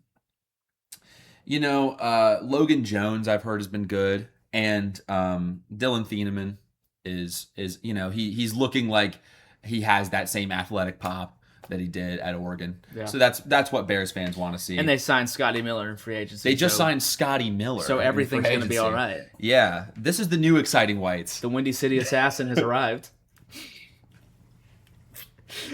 How much longer can we do this Emerald City route artist thing, bro? Well, I mean, that was Derrick Rose's nickname. That's why I made that joke. Oh, the Windy City Assassin? That's right. So we're gonna have How could you Scotty. forget? So Scotty Miller and D Rose are kind of like in Chicago. They're on the same. Yeah, they're on about the same. Chicago killer. likes them the same amount. I'd put basically. Scotty over Michael Jordan as far as Chicago athletes go. Yeah, already like day one of Scotty yeah. Miller being in Chicago, he's just changed the entire. He's culture. automatically like a city changer. You know, Yeah. not like Jordan was. Like Jordan didn't really like change the environment there very much at all. No. I think Scotty Miller could do it. Scotty Miller, I've Scotty heard Miller's that gonna crime change the rates have culture. gone down 99% Yeah. since Scotty Miller showed up. Yeah. I think, people are making friends now because they're walking out in the street and they're saying, dude, We just signed Scotty Miller. Scotty Miller, and then they're hugging, and, Yeah. and it's a big, citywide thing. So, Yeah. hopefully any of these rookies can kind of achieve the same height. Well, kind of just survive being overshadowed by this Scotty Miller signing. Right, yeah. One more guy that has had good looks from rookie minicamp is Malik Muhammad, cornerback out of Texas, which I thought was a good draft steal. The Cincinnati Bengals. I know we were high on this guy when we talked about him, but Cassius Howell has been looking great. Yeah. Cassius Howell. Good ass pick. It was a great pick. As we said, the Bengals nailed the draft, and Cassius Howell being a part of that is great. And the same thing that I said last week too. Jack Endries has been looking snappy and looking aggressive at the catch point. Yeah. And who knows? This is just from mini camp, so who knows what he could be? He could be able to achieve with catching passes from Joe Burrow. Yeah. One of the best. One of the tightest One of the best spirals. in the league. As for other guys, haven't seen much out of Connor Liu or any of the O linemen for that matter. Haven't seen much out of Takario Davis, but I'm sure I'm sure he'll pick up. And I haven't seen a ton out of Colby Young. Yeah, but we're still at the start of rookie minicamp, Yeah. so it's all still like we're getting the clips that we can. This is just like, the most day 1 and nothing's 2, 1, heated 2, up and yet. 3 type of Yeah. stuff. I bet you will see some good stuff out of Colby Young though in the coming weeks. Would not shock me. I bet you he's gonna have some good clips coming out of. Would not shock me minicamp. at all. The Browns. The first guy I wanted to talk about for the Browns, and this was kind of surprising, but Is it my boy? it is your boy Taylon Green has been looking Just a freak, man. He has he has great footwork at the QB position, great arm angles. The ball is coming out of his hands really nicely. His release is quick. I mean, as we said, it's only rookie minicamp, but yeah, Taylon Green has been looking sharp, and on the other end, same guy who's catching passes from Taylon Green. I mean, Casey Concepcion's looking good Naturally, no shock. no shock there. and then Spencer Fano's looking like the guy that we're expecting. I mean, I feel so bad for Spencer Fano. Seems like a great guy. I hate that he's gonna have to risk his health protecting Deshaun Watson. Yeah. I mean, all you got to do is give up one sack, and odds Yeah. are good that he's going to be out for the season. So maybe if you just let one slide, you can let one slide. maybe we'll get. You're lucky. a rookie, man. Maybe we'll get lucky, and then we could get some Taylon Green football. Get some Taylon Green football. I think we're actually seeing Spencer Fano's best work because he's protecting Taylon Green, Yeah. and not Deshaun Watson. Yeah. But and one more guy who has been looking sharp. Generally speaking, for this rookie minicamp, the new pass catchers that the Browns are bringing into the building are looking really nice. It's a good group, man. What I was Good going to say, Lord. Good group. Joe Royer, he might be a really good solid pairing with Harold Fannin. Yeah. That could be a really, really solid pairing. And now that David Njoku's out the building, I'm telling and you, stuff, if Deshaun Watson wasn't looking like he's going to be the starting quarterback going into this you year, would like the Browns. I'd be a little amped to see what the Browns can do starting the season. But Browns- I can't be excited because Yeah. I don't want Deshaun Watson to have any modicum of success. Yeah. The Browns have kind of been in a bad spot with their tight end depth. Deshaun Watson hate hour They almost Always. hour. We need an hour of that. always. Just like we can't go an episode without glazing Wimby, I think we should also say that we can't go an episode without Hating Deshaun Watson. wanting to Kill Deshaun destroy Watson. Deshaun Watson. Yes. But ever since they haven't had a solid, reliable tight end two behind whenever they had David Njoku, because David Njoku was always mostly dealing with injuries throughout his Browns tenure. Even though he's an electric athlete at the tight end position, I'm high on David Njoku, but I do think that he was always dealing with injury stuff. And ever since a guy who is an underrated name, he's just kind of bounced around the league now, so he doesn't really get any attention. But for a minute there, Harrison Bryant was a solid tight end too behind David Njoku, and him getting his tight end one reps was always solid. Now the Browns have a really, really great tight end one as far as potential goes with Harold Fannin, and Harold Fann's got a good ceiling. And then I think, from what I've been seeing from rookie minicamp out of Joe Royer, I like the role that he could possibly fill. Next up, we've got the Dallas Cowboys. The first thing to talk about is Caleb Downs. There's a bit of a thing about his number that people are. What number is he wearing again? Well, right now they have him practicing in. I want to say they had him practicing in 18. I don't hate it. Yeah, I don't think that'll be his final number. But, I doubt it. But Cowboys fans are having a big thing where they're recently signed the free agent signing cornerback Jacoby Durant from the Rams. The Cowboys acquired him in free agency. Is wearing 2, and Cowboys fans are kind of wanting him to give it up for Caleb Downs, which, in my opinion, no. Yeah. Caleb Downs has not played a snap of professional football. Right. And say what you want about Jacoby Durant, he is getting paid, and he is an established starter. He's played as a starter in the NFL before. If he doesn't want to give his number up to Caleb Downs, then he shouldn't feel like he has to. He has played in the NFL since 2022, and I don't think it is. I don't think I think he's obligated. Look, I understand. I understand. I've played football before, not for a while, but I understand how attached you can get to a number, especially if it's one that you've kind of worn since you were playing youth football. But I think there's a level of as a rookie, and I could be wrong. That's why I'm not saying this as this is how you should feel. But sometimes I'm as a rookie, wouldn't it feel kind of fun to be new chapter? I'm in the league. Let me pick a new number. Well, let me same thing mix it that up. we got from Caleb Williams, I think, is doing a great job with that. 18 is a cool 13 number. was his number in college, and now he's making 18 his number. I think it's the same we were saying with the guy who just got drafted, and we'll get to him. But Carnell Tate switching to 14, saying round 1, pick 4. It's a good number building list. Clean number. Anyway, we'll see about Caleb Downs, but also about Caleb Downs. He's been looking great at minicamp because he's Caleb Downs. Correct.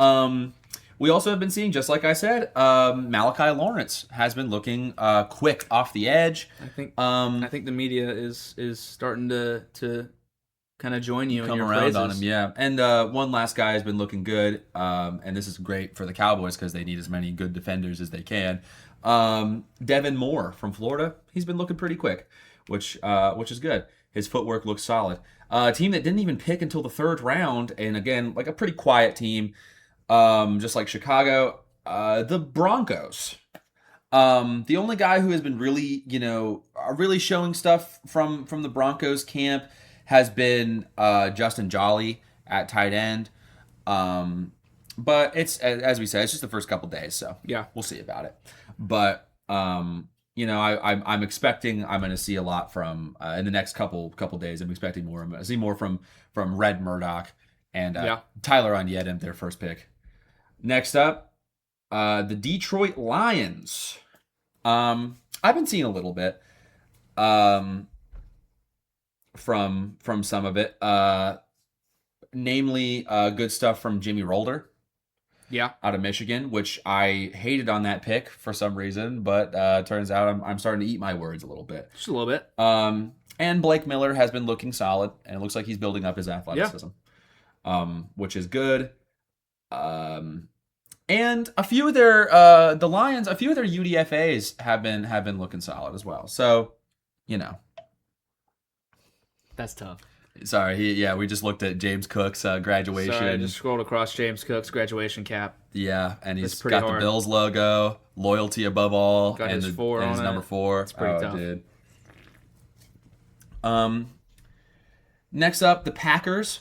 The Packers. The first thing to know about the Packers is that Trey Smack has been knocking them down. Yeah, so good that they let go of McManus. Yeah, which, notable kicker. He kicked them. He did kick them. I mean, notable, not good. Yeah. Notable. Yeah. Notable. Oh, very notable. He did kick the ball into the air. Whether it went through the uprights, that's a different conversation. Yeah, it was totally a whole thing where it went, but he did kick it. But Trey Smack is not a question. He's been knocking him down so far, so they did cut Brandon McManus because of precisely that. And I've been hearing that Damani Jackson has been looking pretty solid at camp. So not surprising. I think I saw a little too many people hating on that pick. So I'm glad that he's starting to shut people up. Yeah. The big story from Houston Texans minicamp, Caden McDonald looks like an animal. Caden McDonald, as you know, we love him. He's definitely one of the hungriest players of this entire draft. Yeah, I'm really looking forward to seeing what he can do. I'm really happy that he's showing up. And again, another safety, Kamari Ramsey out of USC. I've been hearing that he's tearing it up. And a Lewis Bond has been looking pretty good in his routes. His footwork has been looking. Look, clean. I have a soft spot for Lewis Bond, so I'm hoping that he can crack the roster and make a name for himself down there. Yeah, we'll have to see what happens. Colts camp. CJ Allen. CJ Allen's been looking Allen's good. already showing out for them. Already showing that he's Wearing 53, by the way. 53. Love that. Love that number. See, I love the Shaquille Leonard number. I love when guys will go into the league and then end up with a number that has their old number in it in some way. I like that a lot too. That's clean. Yeah. It's slick. Well, I mean, on the Bills, Caleb Elam's he was wearing 2 and he wears 52 now. No Jalen Farmer quite yet because he hadn't signed, but we'll see. And AJ Halsey has been looking solid. Yeah. There's just a few guys. A few guys are actually practicing even though they haven't signed yet on some of these teams, but we'll get there. A little quieter out of Jaguars minicamp. A little bit. But I've heard that Zach Free has been looking good.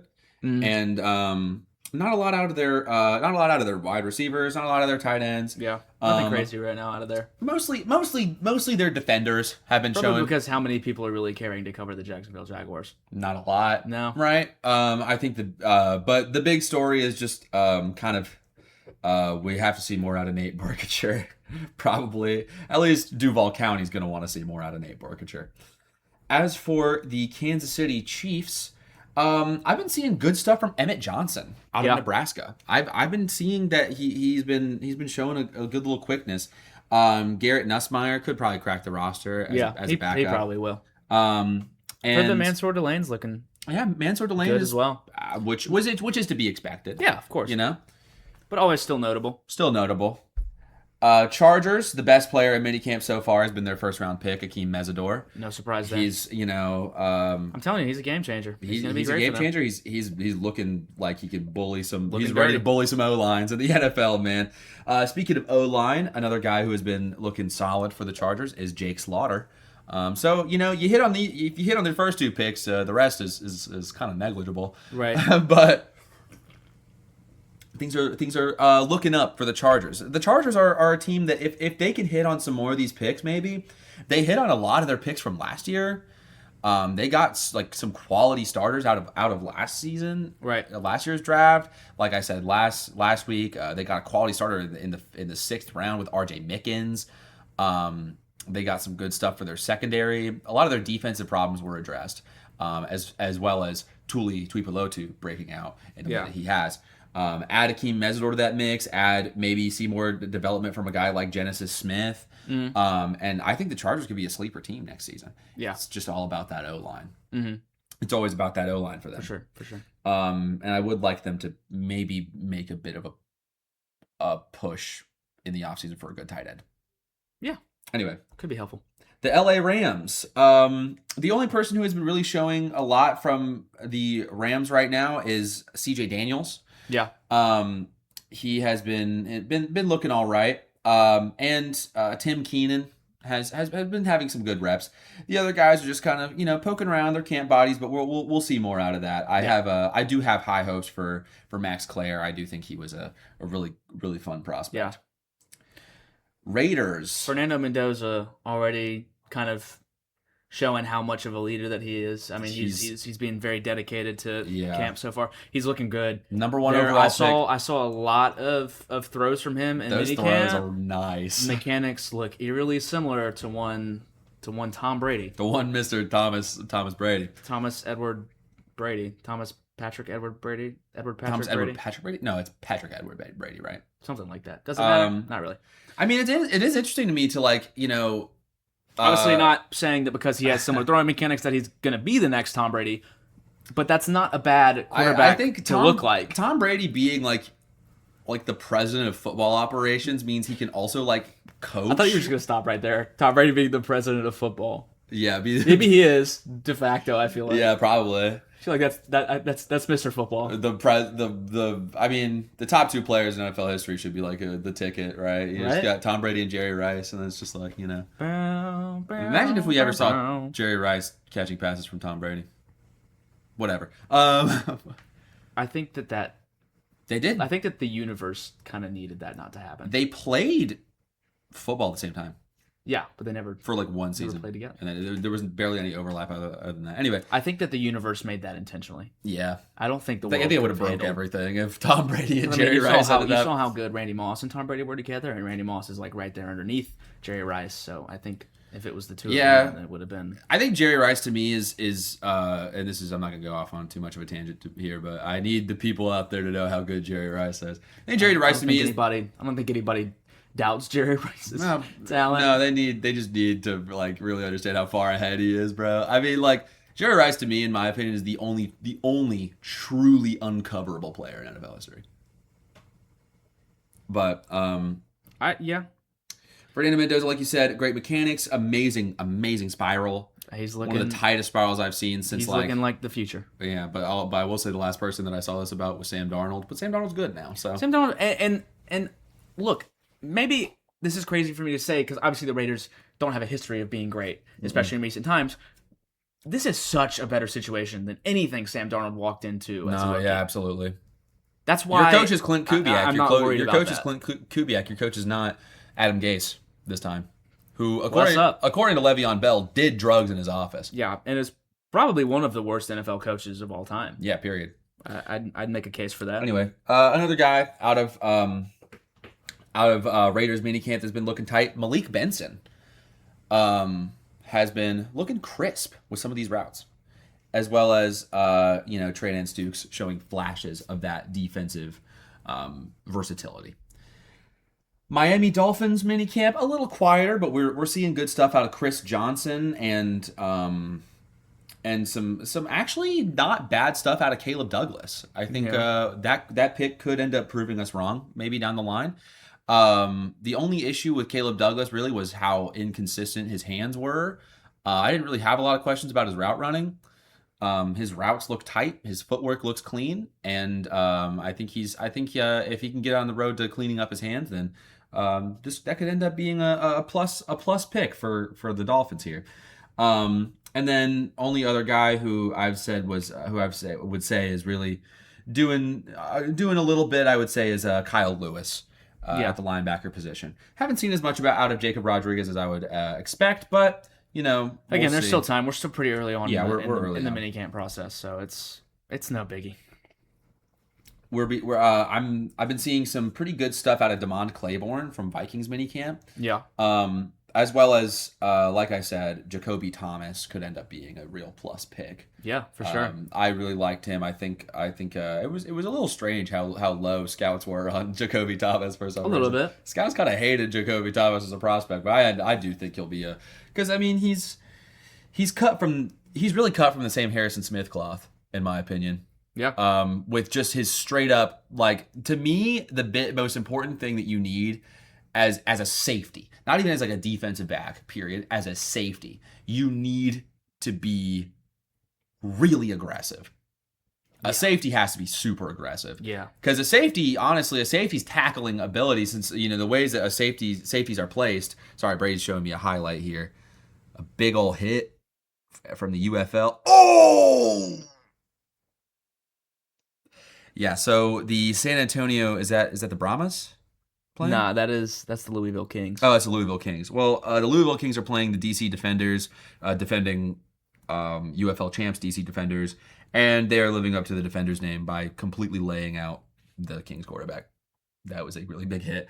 That's perfect because that's exactly what I was saying about safeties, is that the positioning of a safety on the football field requires them to be aggressive in contact. Bleacher Report listened to your comment, by the way. They correctly changed where DTR wow. is. I literally changed. You did it.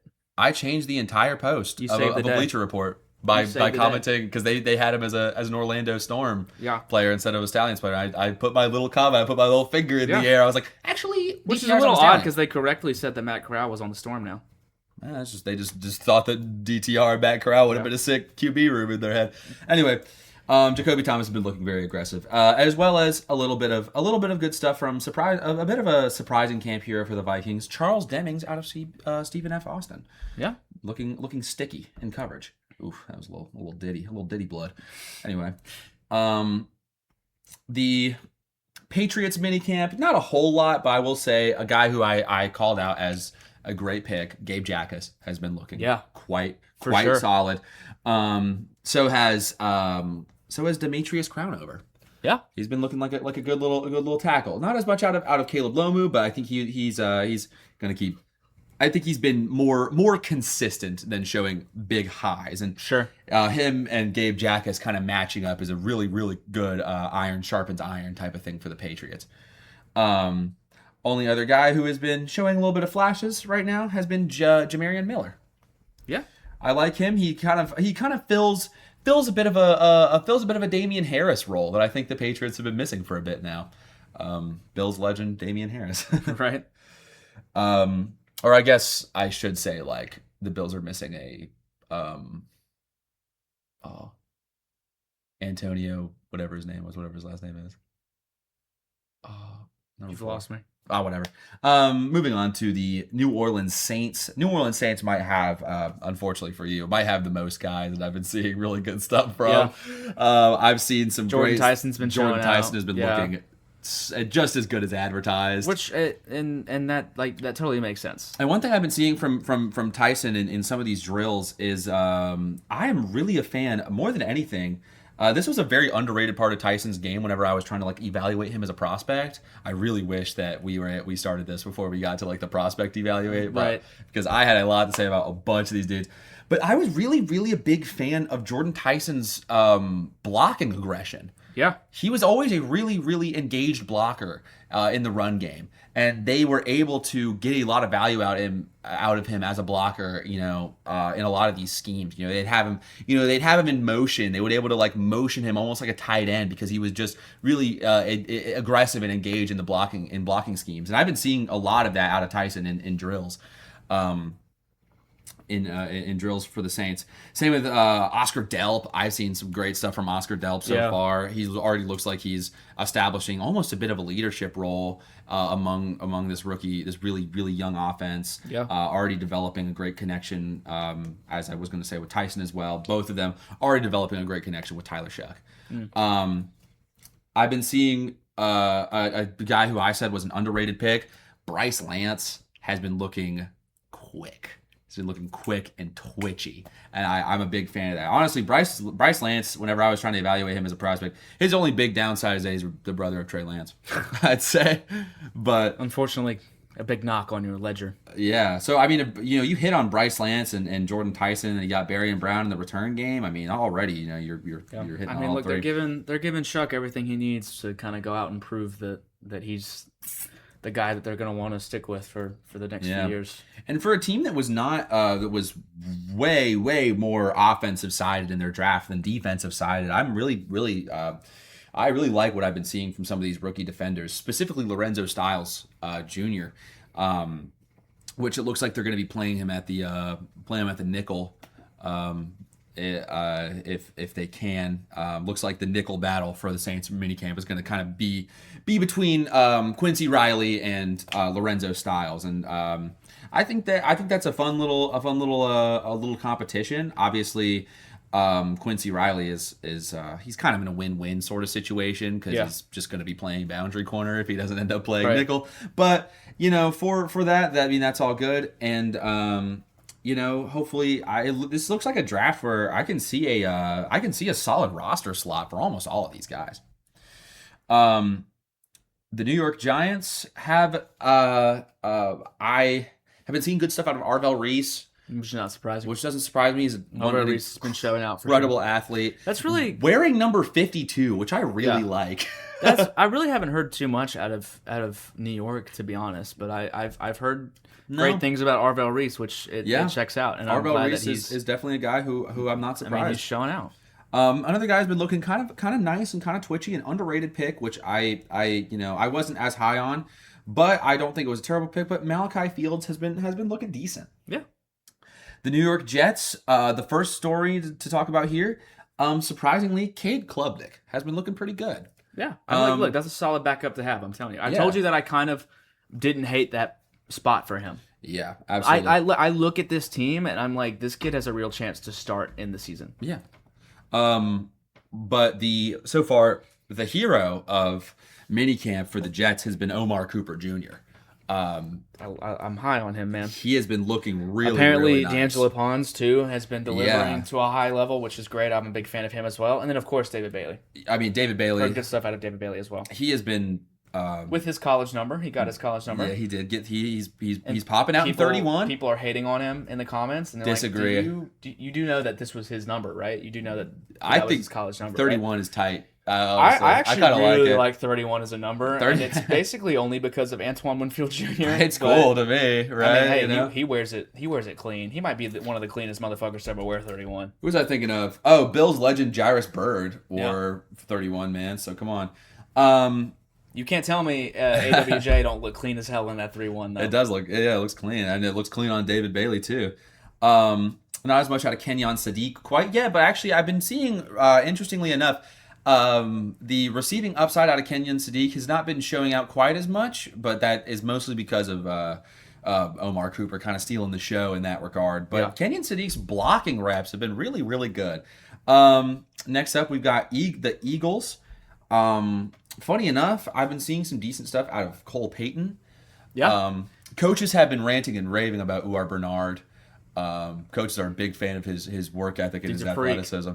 I mean, he's basically learning football right now. Exactly. And for that, he's doing a good job. And that's all you need to do. It's not hard to learn football. It's hard to be 6'4" and however many pounds he is. And he's already got that. Right. So... And from, I think defensive tackle is exactly where you got to play him. Absolutely. Especially in the awesome Vic Fangio 4-3 scheme that they run. I think that's really good. I think that requires a level of athleticism out of the defensive tackle position that's already filled with Jordan Davis being a freak athlete, Jalen Carter being a freak athlete at the defensive tackle position. Even if he is on, Uar Bernard is on the God, that's gonna be a line of freaks, man. It's gonna be a tough. I know, line. yeah. You're getting reps underneath some of those guys. Jalen Carter and Jordan Davis. Who do you even focus on at that point? Not as much quite yet out of Mekhi Lemon, but I will expect that to change. Jordan Davis, nicknamed, of course, the city of brotherly love, baby eater. The baby eater. The baby eater. Yeah, a term coined by my lovely mother.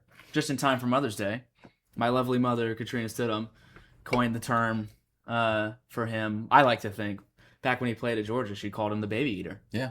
Because she forgot his name a lot. So when we would talk about Jordan Davis, she'd be like, "Oh, is that the baby eater?"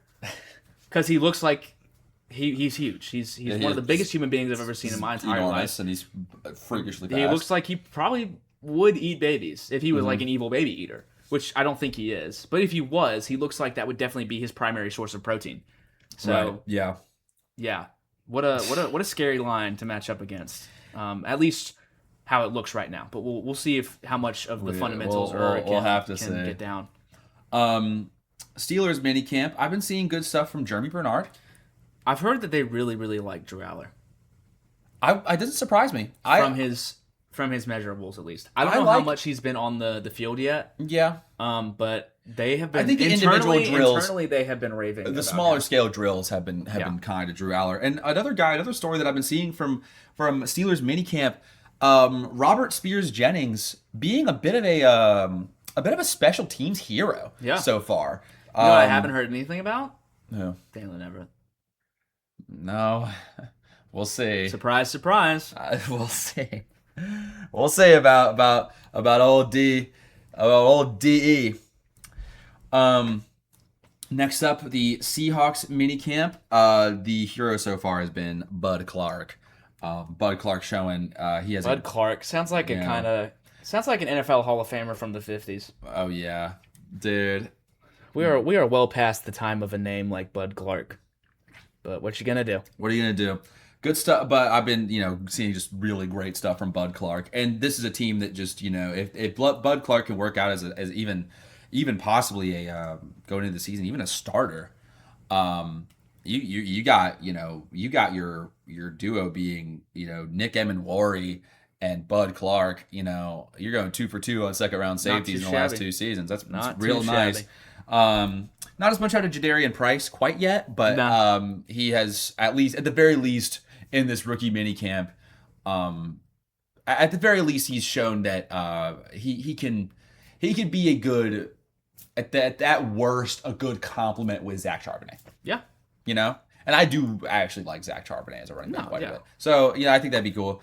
As for the rest, it's a bad running back tandem. As for the rest of the class here, only other guy who's kind of been standing out a little bit is Bo Stevens, looking good at that guard position, and guard being a position where I think the Seahawks could use a more reliable guy next to Gray Zabel. I know that Anthony Bradford was kind of picking up steam a little bit more through the playoffs, which is very helpful. But he definitely had his woes during the start of the season. But we'll see. But at the very least, if you ever have to bench Anthony Bradford for any purpose, or if Gray Zabel, I know that he had a great season, but he had a little bit of injury concern throughout the season. So if you ever have to, slot in a guy like Bo Stevens, I think that's a good position to be in. Next up, the 49ers. We're pretty mean. We're mean people. We're not nice people, so we really didn't like the 49ers draft class. But for mini camp, it doesn't look bad at all. I haven't heard much out of their mini camp. Not a lot, but you know what? I hate to admit defeat on this, but who's been looking good? Dejon Stribling. Sure. Dejon Stribling has been looking like a pretty good wide receiver. He's got the measurables to be good on a mini camp level, but mini camp is still mini camp. And the only other picks that we didn't outright hate, Romello Height, just showing some consistent reps, definitely winning with a lot of power, definitely a big power type of guy, and Grayson Houghton, having a bit of shiftiness and slyness for a defensive tackle, which I think was one of his best strengths.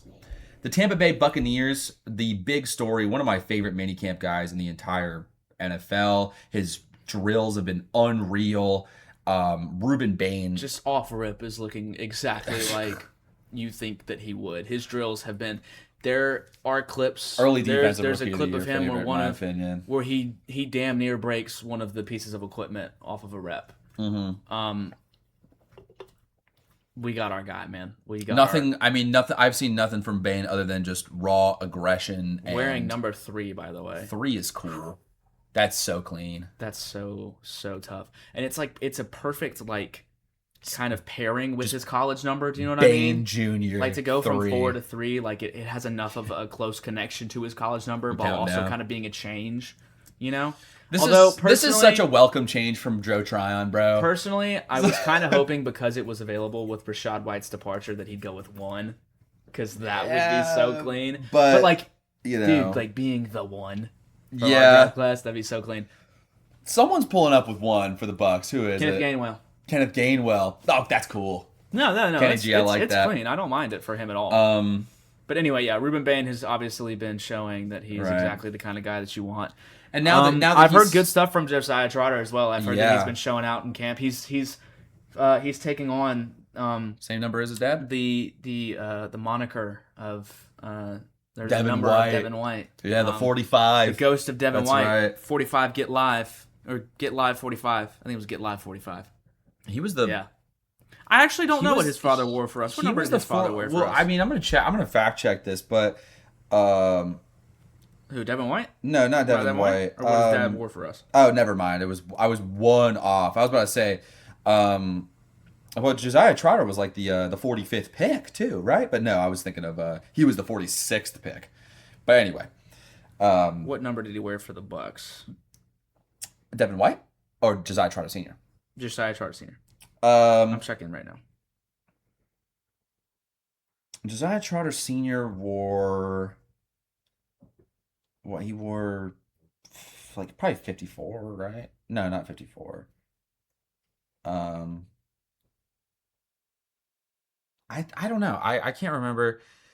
Because every time I try to pull him up, all I see is Josiah Trotter Jr. So Right. whatever. But all that to say, like you said, there are good stuff out of there. There was definitely good stuff out of him. Right.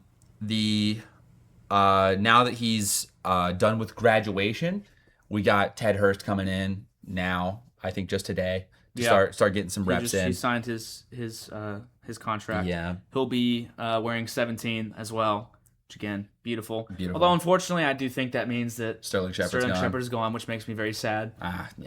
But it's understandable.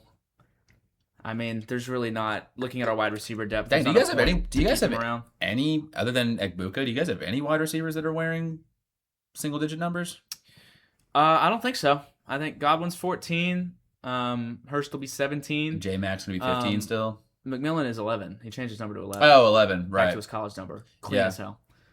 J Max 11.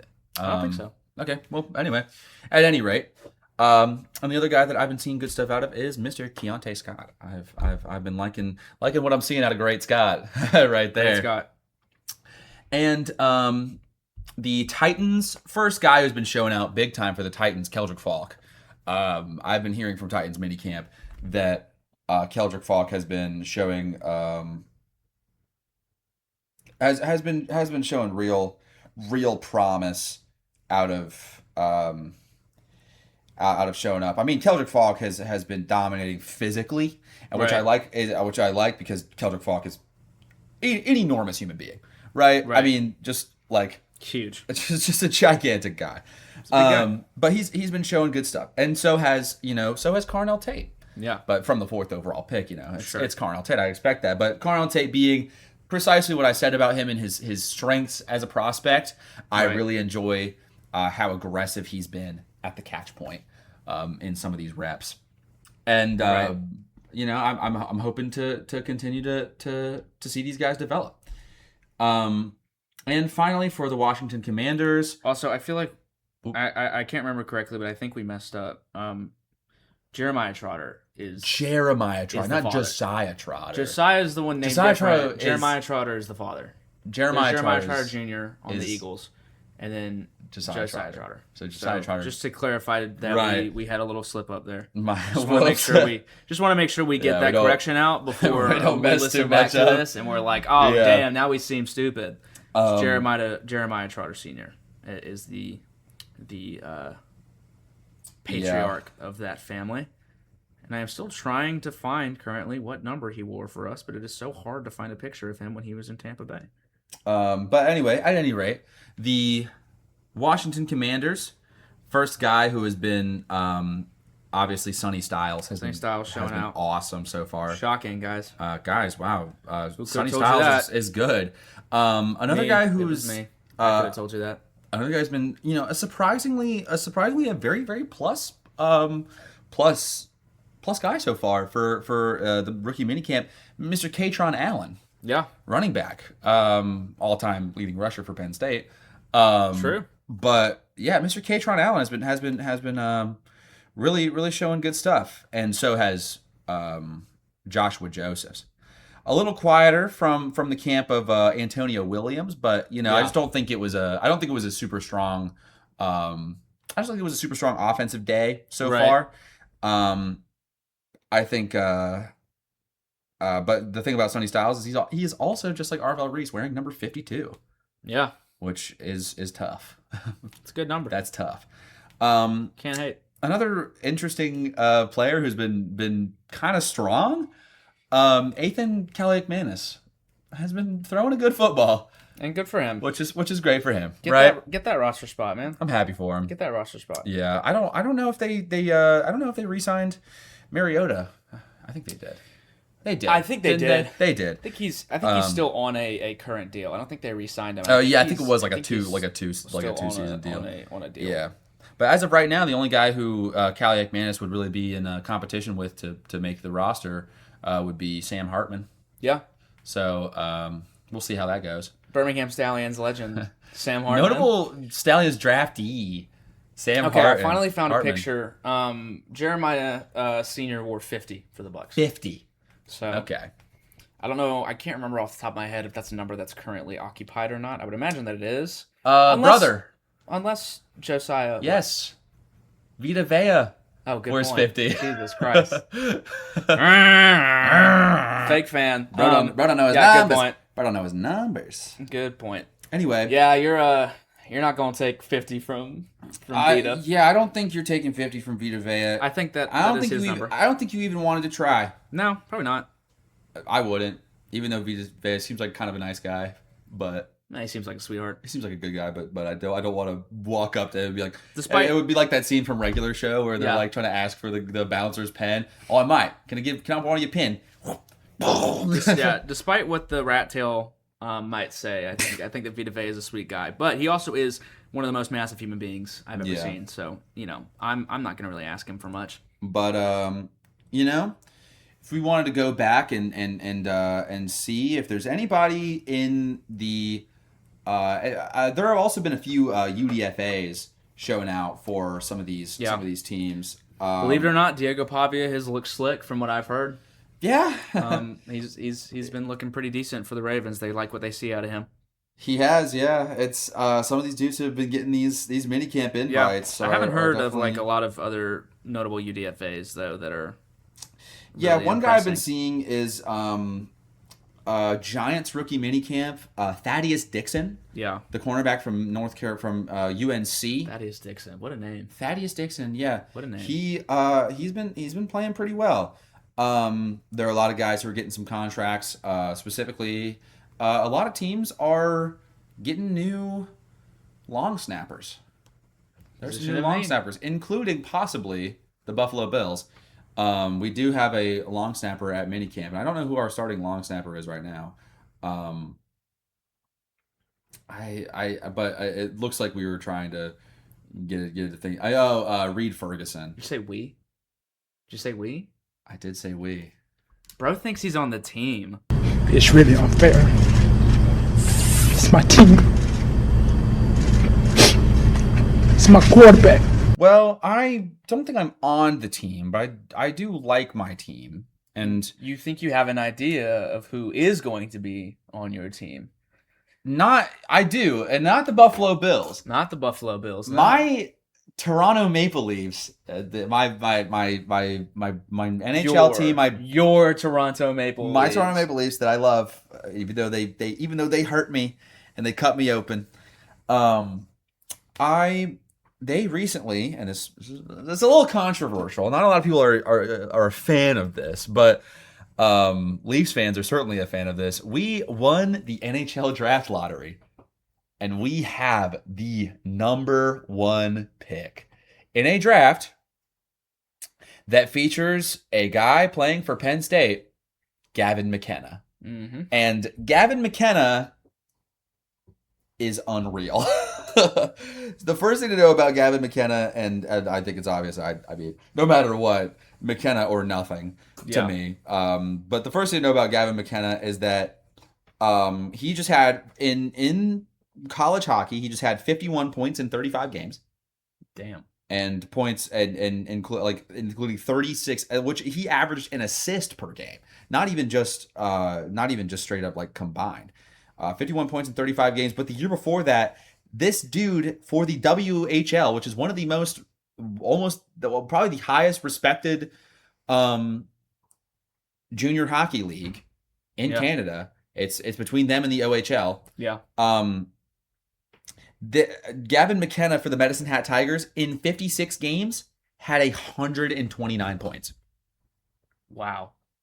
And so this guy from just the forward position is just an unreal prospect. And if the Leafs don't, if the Leafs don't overthink it, then this guy could absolutely clean house, man. And the Leafs are currently having a little bit of a dispute with Austin Matthews. They're one of their bigger stars over just general team success, money stuff. Ever since Matthews got his most recent big deal.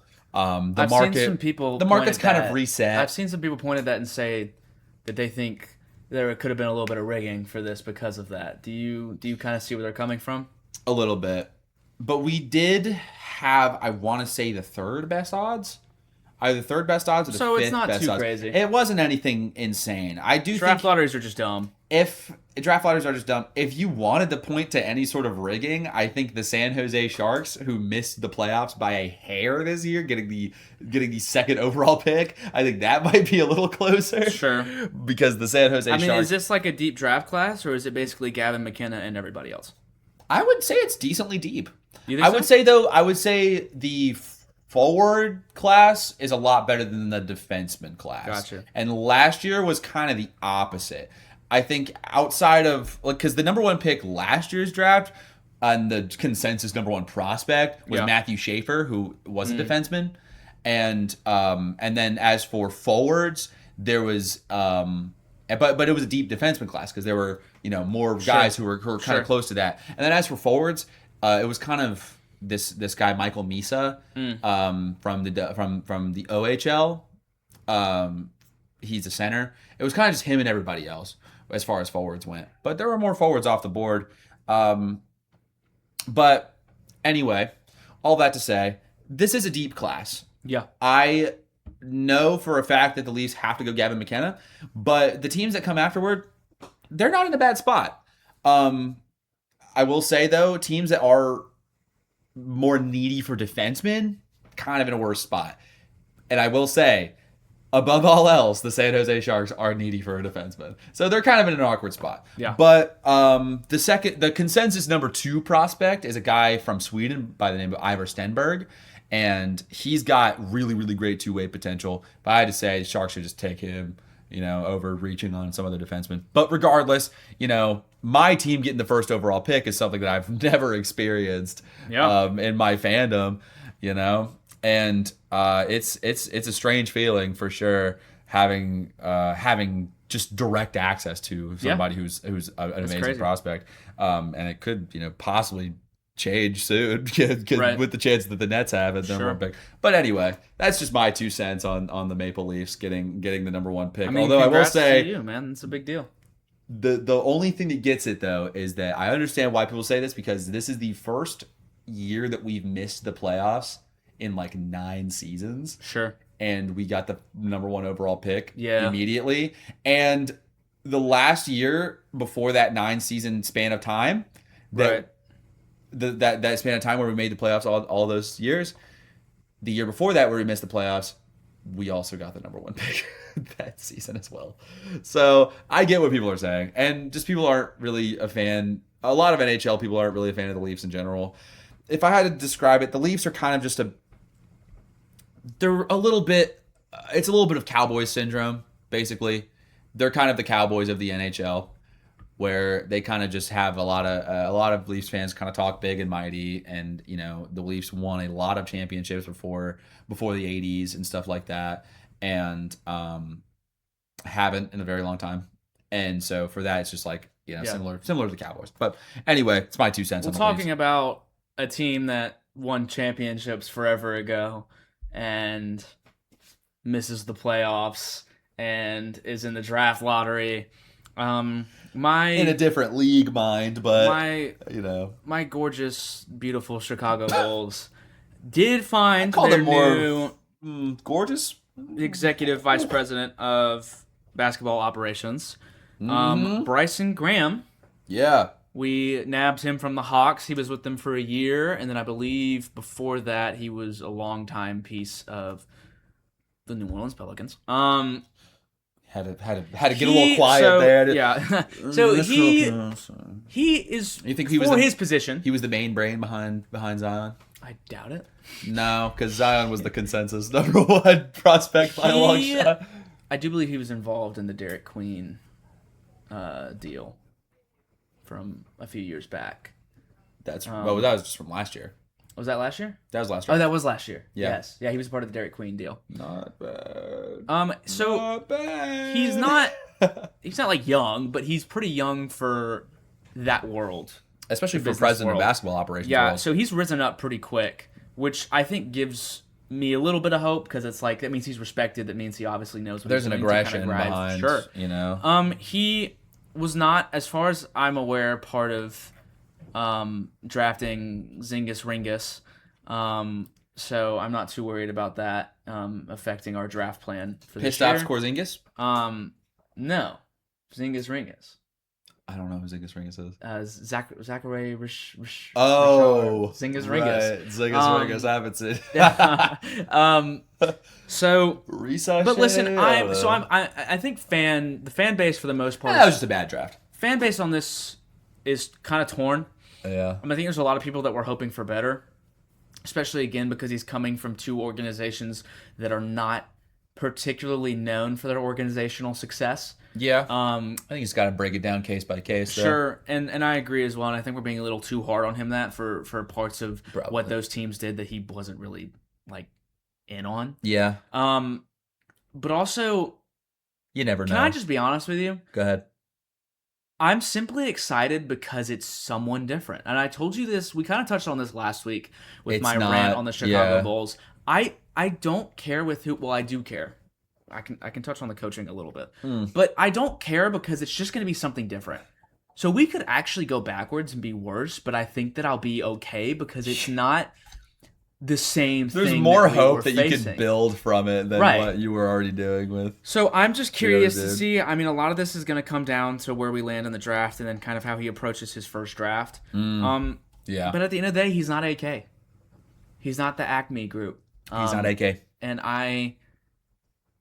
I'm happy about that. And Right. I'm curious. There's something about him though. When I look at him, I see an energy to him Right. that I like. That was absent. Yeah, In for sure. AK. Oh my God, so absent. You More think- absent than any other You think executive. Todd Bowles you is think. bad? Yeah. Oh God. Talk about sitting on your ass. God, man. good luck getting a That's- job after this, AK. You are maybe done with the professional world forever. Yeah, but Nets are picking his ass up, bro. I'm excited. Don't speak too soon. I'm excited because it's someone different. At first, I was a little put off by it because it was somebody that wasn't really in the talks as much. Like he Yeah. just kind of came out of nowhere. I know, you were But talking about maybe some different that's- guys. Maybe that's for the best. Yeah. Maybe it's kind of cool that we were so impressed by this guy that we grabbed him. So I'm just excited to see something new. You know, you I mean, always want I'm not, something to I'm take not you gonna by a judge pleasant too surprise. harsh, and we have been in purgatory for so long that any change, good or bad, is a change, and that is all I want to see in this organization is change. Yeah. We didn't have change for a long time. All I want to see in this organization right now is change. And I think that this is that. I think that he has a good energy, and I'm curious to see how he approaches this first draft. Same with coaching. I just want to change. However, there have been whispers that Tibbs wants to come back to Chicago, and if that happened, I would renounce my fanship forever. No, thank you. Anyway, not don't that want was Tibbs? what I wanted to. No, I don't want Tibbs. I don't want Tibbs to be You don't in even want the to. state You of don't even Indiana. want to think about Tibbs. No, I don't want Tibbs to be in the state of Illinois. What's Tibbs even doing right now? Jerking off? No, is he not the head coach of the Knicks right now? No. Oh, he was just 2 months ago, bro. Who's the coach of the Knicks then? Am I Not dumb? him. Look up Tibbs. Look up Tibbs and see what he's doing. Look up Mr. Tom. Look at Mr. Tom Tibbs. Thibodeau. What's he up to? I've got to know. Oh, you're still on Google Images. This is Ecosia. How many times do I have to tell you this? Oh, Ecosia Images. Most recently. Oh. He's not the coach. He hasn't been the coach for a while. No, well, he was. Well, what I know is that he was the coach for as recently as Brunson and Josh Hart and them being there. Yeah, but that was like last year. They let him go after last year. Oh, okay. Well, anyway, whatever. I'm not gonna get on this Tibbs tangent. God, we're so stupid. If Yeah, there's a lot of articles on it right now. It makes me sick to my stomach just a little bit, and I'm hoping that this new leadership stays away from that. I want somebody new. I want a Right. fresh face, preferably a young guy.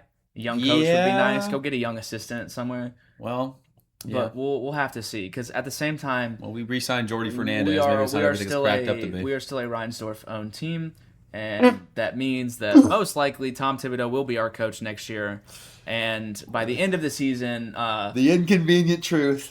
at the end of the season, Josh Giddey will be gone. Matas Bazelius will be dead, and I don't know. Colin Sexton will have to have his leg amputated. It's a bit of a hot take, man.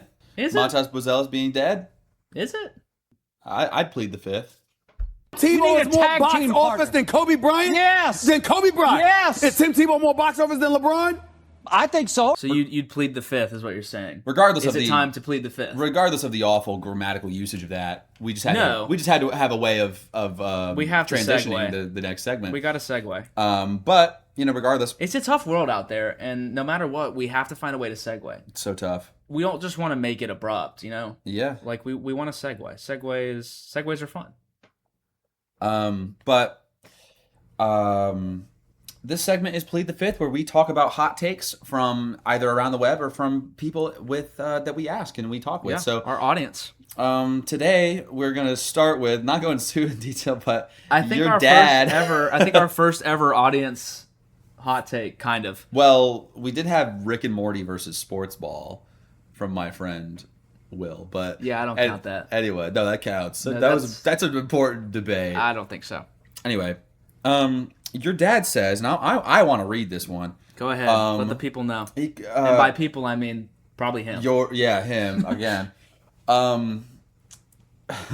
C-Stid on Spotify commented on our podcast and said, "You're wrong about Ty B," being Ty Simpson, "and I'm not biased. Kid is really solid. ... Played second half of the year hurt. He's more of the guy that came into Athens and took our heart than he is the guy we saw in Atlanta on December." I am with him all the way. Go ahead and start. I'm with him all the way. You're with him all the way? I'm with him all the way. You read my mind, Mr. Chris. He has tools to be a strong backup quarterback and a serviceable starter when needed. I still haven't seen anything. I see the veins on your neck like popping out. I still haven't seen anything elite from him. Not yet. I don't think that he was elite in Athens when they played us. I know that he got injured and that affected his level of play, but that wasn't the sole reason that he kind of started to have a plummet near the second half of the season. And also, I'm sorry, how am I supposed to feel excited about a guy who played 1 year in college and for half of it he was kind of ass? Like, I don't see anything elite, and I don't see anything that could compete with Matthew Stafford, obviously. Not that that's what they brought him in to do. That's not the point. But, I don't see anything elite. That he is a career backup at best. I think with like long developmental guys like Ty Simpson, I think a big part of it is you only need like one, maybe two things that are elite, and you don't need to have the elite package. What I think is elite about Ty Simpson is I like his mechanics and I like his processing. I said that, and I've said this before. I think that the speed at which he processes the offense is fast, is very, very elite, and I think that his individual mechanics are elite. And from that, you can build the rest for a long-term developmental project. We're just gonna have to see. But that's not the standout takes that we wanted to talk about. We wanted to actually go more into the college football realm. Our hot takes today are definitely more in college football. Starting with one that I found was really interesting and had a lot to bite off on.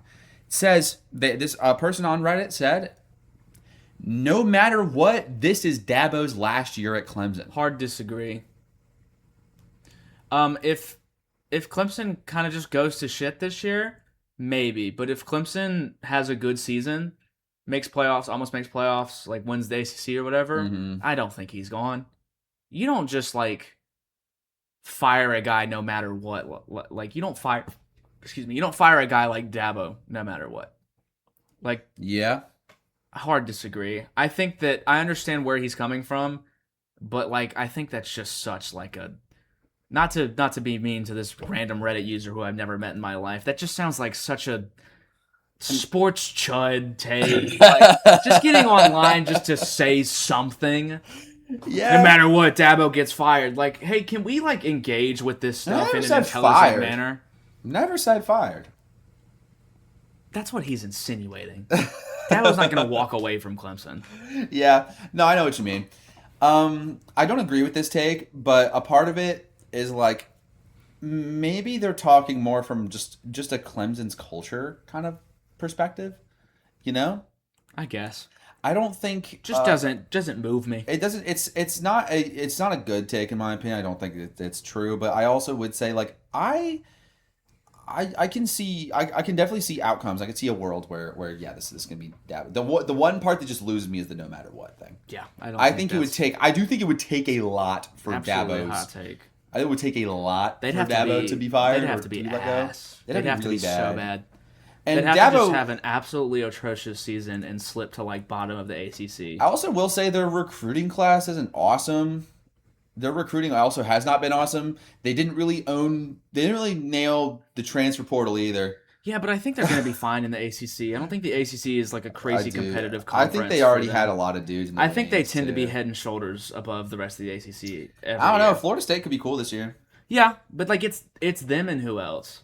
Georgia Tech competes. It's probably those three of them. UVA was kind of sick. Yeah, I but don't know. Hey, speaking of another team in the ACC that now, sure, this is one that we could debate on for this year. This is the other hot take that we had. I mean, both of our college football hot takes are localized to the ACC. However, Virginia Tech wins 12 games and makes the CFP. So I'm going to go with a partial agree here. 12 games seems a little steep. I'll tell you what I can see is I could see them being a dark horse to be at the top of the ACC. I actually do think Virginia Tech is going to have a really good season this year. I really like James Franklin a lot.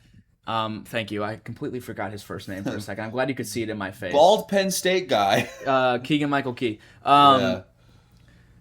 But yeah, I really like him as a coach. I think that Penn State kind of made a bad decision, like a very reactionary, Penn State letting go of the situation around Penn State letting go of James Franklin is probably what the dude was kind of thinking about with Dabo and Clemson. Yeah. Anyway, but I do at least agree partially that I think that Virginia Tech is going to be really good this season. That he's going to definitely have them kind of turning things around, revitalizing the culture a lot. I think he's going to be he's going to make a bigger impact on Virginia Tech than I think people realize. Yeah. I think he's going to be there for a long time, and I think he's going to help kind of kickstart I'll say kickstart Virginia Tech's resurgence in the college football sphere. Yeah. But I don't think they win 12 games. I definitely don't think they make the playoffs this year. That's probably. I think that they're definitely a dark horse for the CFP. 12 games is a little steep. I will say actually more than the CFP actually, I think they're just a dark horse to win the ACC. Like, I think that if the right circumstances come around, I think they have as good of a chance against any of the other top dogs in the ACC, Maybe. Especially if Clemson disappoints. Maybe. And the only other team that could see being like a dark horse in that regard is like maybe Duke, but they lost Arian Mensah and everything. So, Duke took a hit this year. Duke definitely took a hit in the transfer thing. But speaking, Virginia Tech was aggressive in the transfer portal, and they were aggressive in recruiting. I mean, they brought a lot of Penn State guys. Yeah, like that's how a lot of guys really want to play for James Franklin. A lot of prospects. Yeah, James Franklin has that type of pull. He's a got a lot of transfers. Like James Franklin is an extremely above almost any coach in the college football realm. James Franklin is incredibly involved. Yeah. However, I will say, in terms of predicting things like this, let's not forget last year how we felt about Coach Huff coming down here to USM, bringing all his players, and how we thought that was going to be an instant turnaround, and it wasn't. But he gave up on the team halfway through the season. Yeah, so. like obviously different situation, different conference, different everything. Yeah. But it's the same setup in a coach coming in to revitalize a culture, bringing a lot of his guys, a lot of his commitments, flipping them, bringing his people with him, but bringing his luggage per se, and it not panning out in the way that you would think. Now, do I think that James Franklin is a better coach than Charles Huff? Yes. Charles Huff doesn't have but James Franklin also has, not is he just like a better coach, he also has just an insane pedigree in the college football realm, generally speaking. Yeah. So, whereas Charles Huff did bring momentary success to the Marshall program, I definitely think James Franklin, his sustained success for Penn State means more in the long run. Sure. And as you said, I do think him being let go by Penn State was extremely reactionary. Yeah. And it wasn't, and it was a different Bad situation. move, I think. He didn't willingly leave Penn State. I think that he's gonna prove it this year at VT. Yeah. I think he's gonna prove He didn't, and it's like I said, I'm predicting good he things. He didn't leave Penn State. Yeah. I'm predicting good things for Virginia Tech. Yeah. So I was gonna say this is a partial agree, maybe not to the degree, but I think actually this could be something that comes true, maybe even like 2 seasons from now. Sure. Maybe not even like next season, but it wouldn't be a hot take if they were just saying next season. I mean, would you place your bets on that? Would you take that to the tables? Vegas make the call. Vegas make the call. He's probably going the other way with it. I mean, the ball's on the other side of Roby Coleman, but that should have been a penalty. So we're going to introduce a new aspect of Vegas make the call today, because through some deliberations, some very serious meetings, lots of broken pens, lots of paper used, Lots of lots punches tears, thrown. yes, a couple shots fired. Yep. We have decided that to kind of spice up how Vegas make the call works and how we can tally our correct predictions, we've decided that since we make 2 predictions each week, We're keeping score. we are keeping score number 1, which we have talked about, but we are going to allow ourselves a little bit of grace. And if our 2 predictions are both partially right, but not fully right, 2 partial rights will make one right. Prediction. One whole correct 2 prediction. half-truth predictions will turn into one true prediction. To kind of give you the perfect example of this, was last week. last week I predicted 2 things. Mm-hmm. I predicted that the Birmingham Stallions would beat the Orlando Storm by a touchdown, led Off on of the back DTR heroics, of Dorian Dorian Thompson Thompson-Robinson, former Orlando Storm quarterback, playing against his former team after a full week of practice with the Stallions. And I predicted that the Celtics were going to beat the Sixers and off of a Jaylen Brown 30-point game. Now. So what ended up happening was that DTR did put the team on his back, and we beat the Orlando Storm, who had previously blown us out. By only a field goal. Only by 3 points, however. And the Sixers ended up handily dealing with the Celtics. Despite Jaylen Brown. However, Jaylen Brown did score 33 points. So, all that to say, we are going to count that for me as one correct prediction because 2 parts of my 2 predictions were right. Right. So, that gets you all a point. that to say, I am currently, as In far the as lead. this segment has existed, I am now 1 for 6. And you, however, are still 0 for 6. So we want to tell the audience how that happened? Well, if I hadn't added a caveat to one of my predictions last week, I would also be 1 for 6. You would be. But you I decided to bit go off for the more than you could house. And I decided to go for the house and say that the Sixers were not only going to beat the Celtics, that they were going to win game 1 in New York. And we're, like we said earlier, we're kind of looking down the barrel of a sweep for the Sixers. So yeah, that didn't happen. So I'm 0 for 6 because of that, as well as other big blunders. Yeah. Such What as was your other prediction last week that did not pan out? I cannot remember. what it was. It was not good though. We're really bad at this. We have to start keeping track of We that. are not professionals. We have to start keeping at track of that. No, we're dudes doing a podcast. Holy shit. Anyway, it was wrong. Obviously, Whatever it was. it was wrong. Yeah. It was probably something stupid. But before we get into our predictions for this week, which we will keep track of, Yes. ding. Well, I remember mine. You got to do your own fucking thing. You write your own damn predictions down. I'll keep track of my thing. Okay, fine. You got me.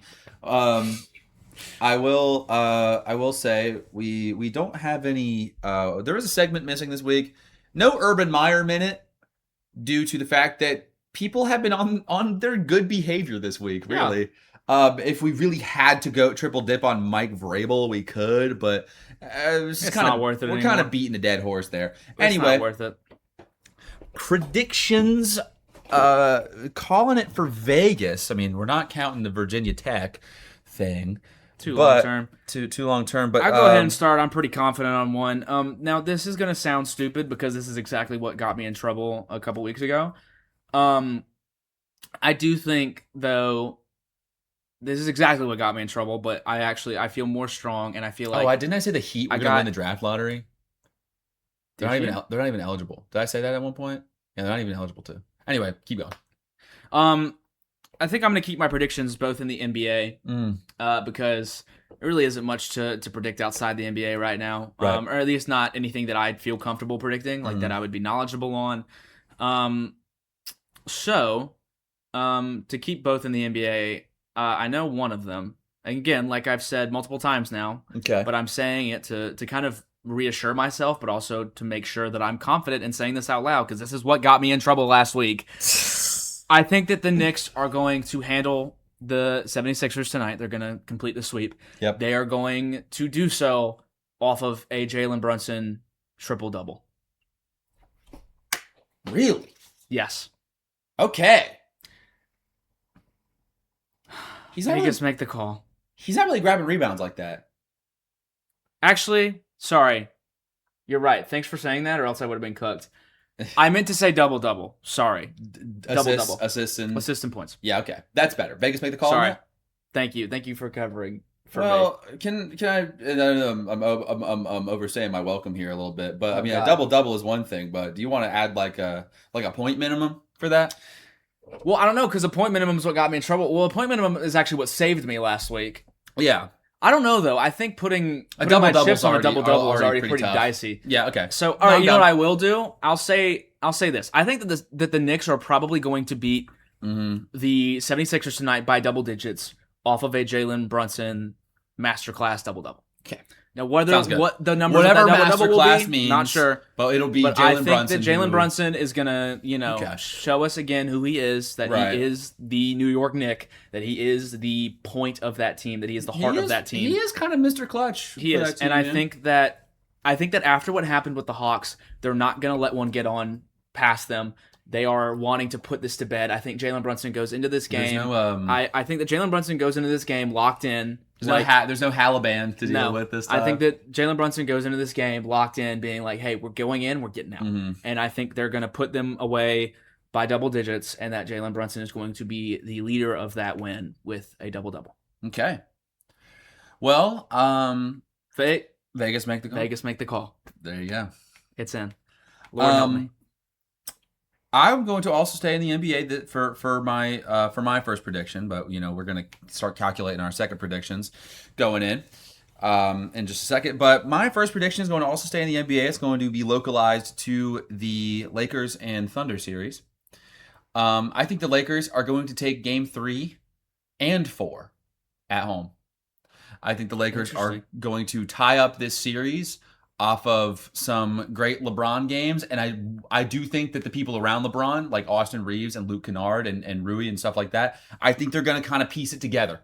I think not only are they going to take Game 3 and 4, I think Austin Reeves is going to score at least 20 in both of those games. Vegas make the call. Wow, Vegas make the call. All right, make sure you remember that, because if that doesn't hit, that's a big one. And I'm going to laugh at you. I'm going to make sure they're going to shoot me in the face if that doesn't 20 hit. points. All right. So I'm actually a little torn about what to do my next one on. I said I was going to keep it in the NBA, but there's a few things that I feel like I could make a call on here. I was going to do the draft lottery, but I don't think I want to anymore. Me neither. That's way too up to chance. I know. All right, so you know what? I'm gonna go down to the Spurs and the Timberwolves. Okay. And I'm going to go ahead and Vegas make the call that the Timberwolves do take it to 7. Okay. I think that what's it at right now? It's 2-1, right? Yeah. So I think that the Spurs take the next one, making it 3-1, making it look like it's gonna be over. Mm-hmm. And then the Timberwolves battle back. And then I think that Game 7 is going to be a Spurs win by a point difference of no more than 3. I think it'll be a Ooh. close game, potentially overtime game. Okay. That the Spurs only win by no more than 3 points. All right. I think that they take. So remember this though, because I'm not going to be cheap. All right, if the Timberwolves win the next one and it's 2-2, I mean I'm going to give myself half points, but like Right. I'm not going to give myself the full thing if everything else pans out. Like I'm telling you, the Spurs win the next game, making it seem out of reach, and then the Timberwolves battle back to a Game 7 that the Spurs win by no more than 3. Okay. Vegas make the call. Vegas make the call. I felt good about that one. I don't know. I felt good about Okay, that one. that was putting one electric. out Yeah, there. that was pretty electric. All right. Follow Follow it up. I'm gonna go to the NFL here, Okay. and this one's gonna be a little out of left field, I'd say. Okay. What's up? But I'm gonna go for a free agent signing. I'm not gonna go too far. I'm not gonna pick the team or anything. Okay.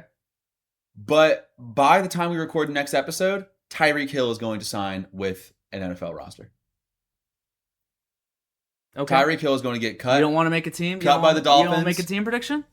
I think he's already out. I think he's already. Oh, he's already. I think he's already out. He's already Yeah, a free almost agent. everybody is for the Yeah. Dolphins. He's already a They're free kind of agent. hitting a hard. You don't want to hard make a reset. team prediction? Do you want like a top 3?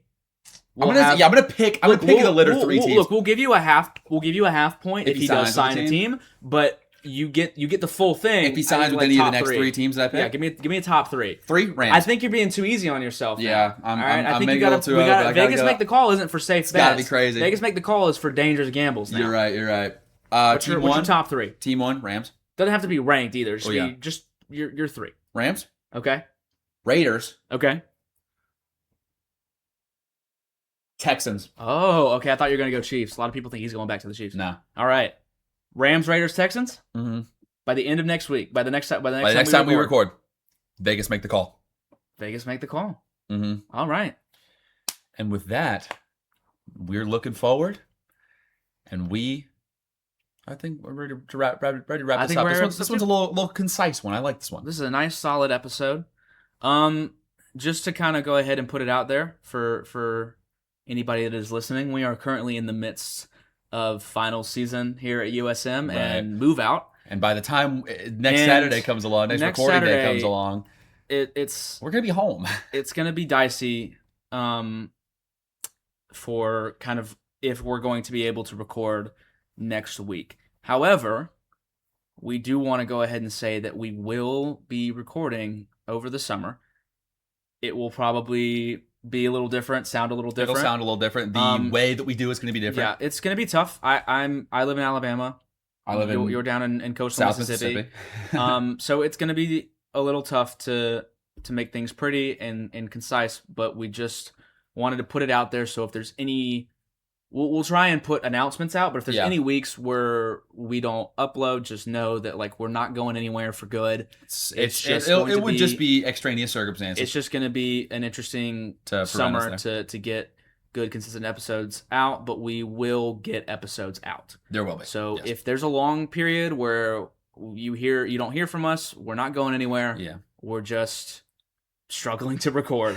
And then next year, however, we're going to hit the ground running. You're going to have that house, yes, man. Next year we're going to hit the ground running. We're gonna have hopefully space. going to add the video. Yeah, we're going to add a bit, addition hopefully, a to visual our pod. portion, yeah. And things are going to be great. But just to go ahead and put that out there for anyone listening, we're not going anywhere. It's just going to be a little dicey period for a little bit during the summer. But we're going to make it work, and the fifth down is going to keep on keeping on. The fifth down is going to keep rolling. And next fall, peak incoming. We're going to be ready. Peak. You guys got to be incoming. ready for that. But as always, I'm Ryan Cooper. Any closing thoughts though? Not really. Nothing for the viewers. Nothing for the week. Love you guys. Thank you. Aw, I don't so know. sweet. Thanks for listening. I Yeah. guess, But Thank you for listening. Got any hot takes for us? Send them in. keep interacting with our pages. Yes. Saw that we got Yes. a lot of views on our most recent post. So Yeah. happy with that. Instagram, TikTok, YouTube. We're on all of them. We're going to try to expand our platforms before too long, hopefully. Yep. Just, That's going to be another big thing about the summer. podcast growing pains. Yep. But we're figuring it We out. just started.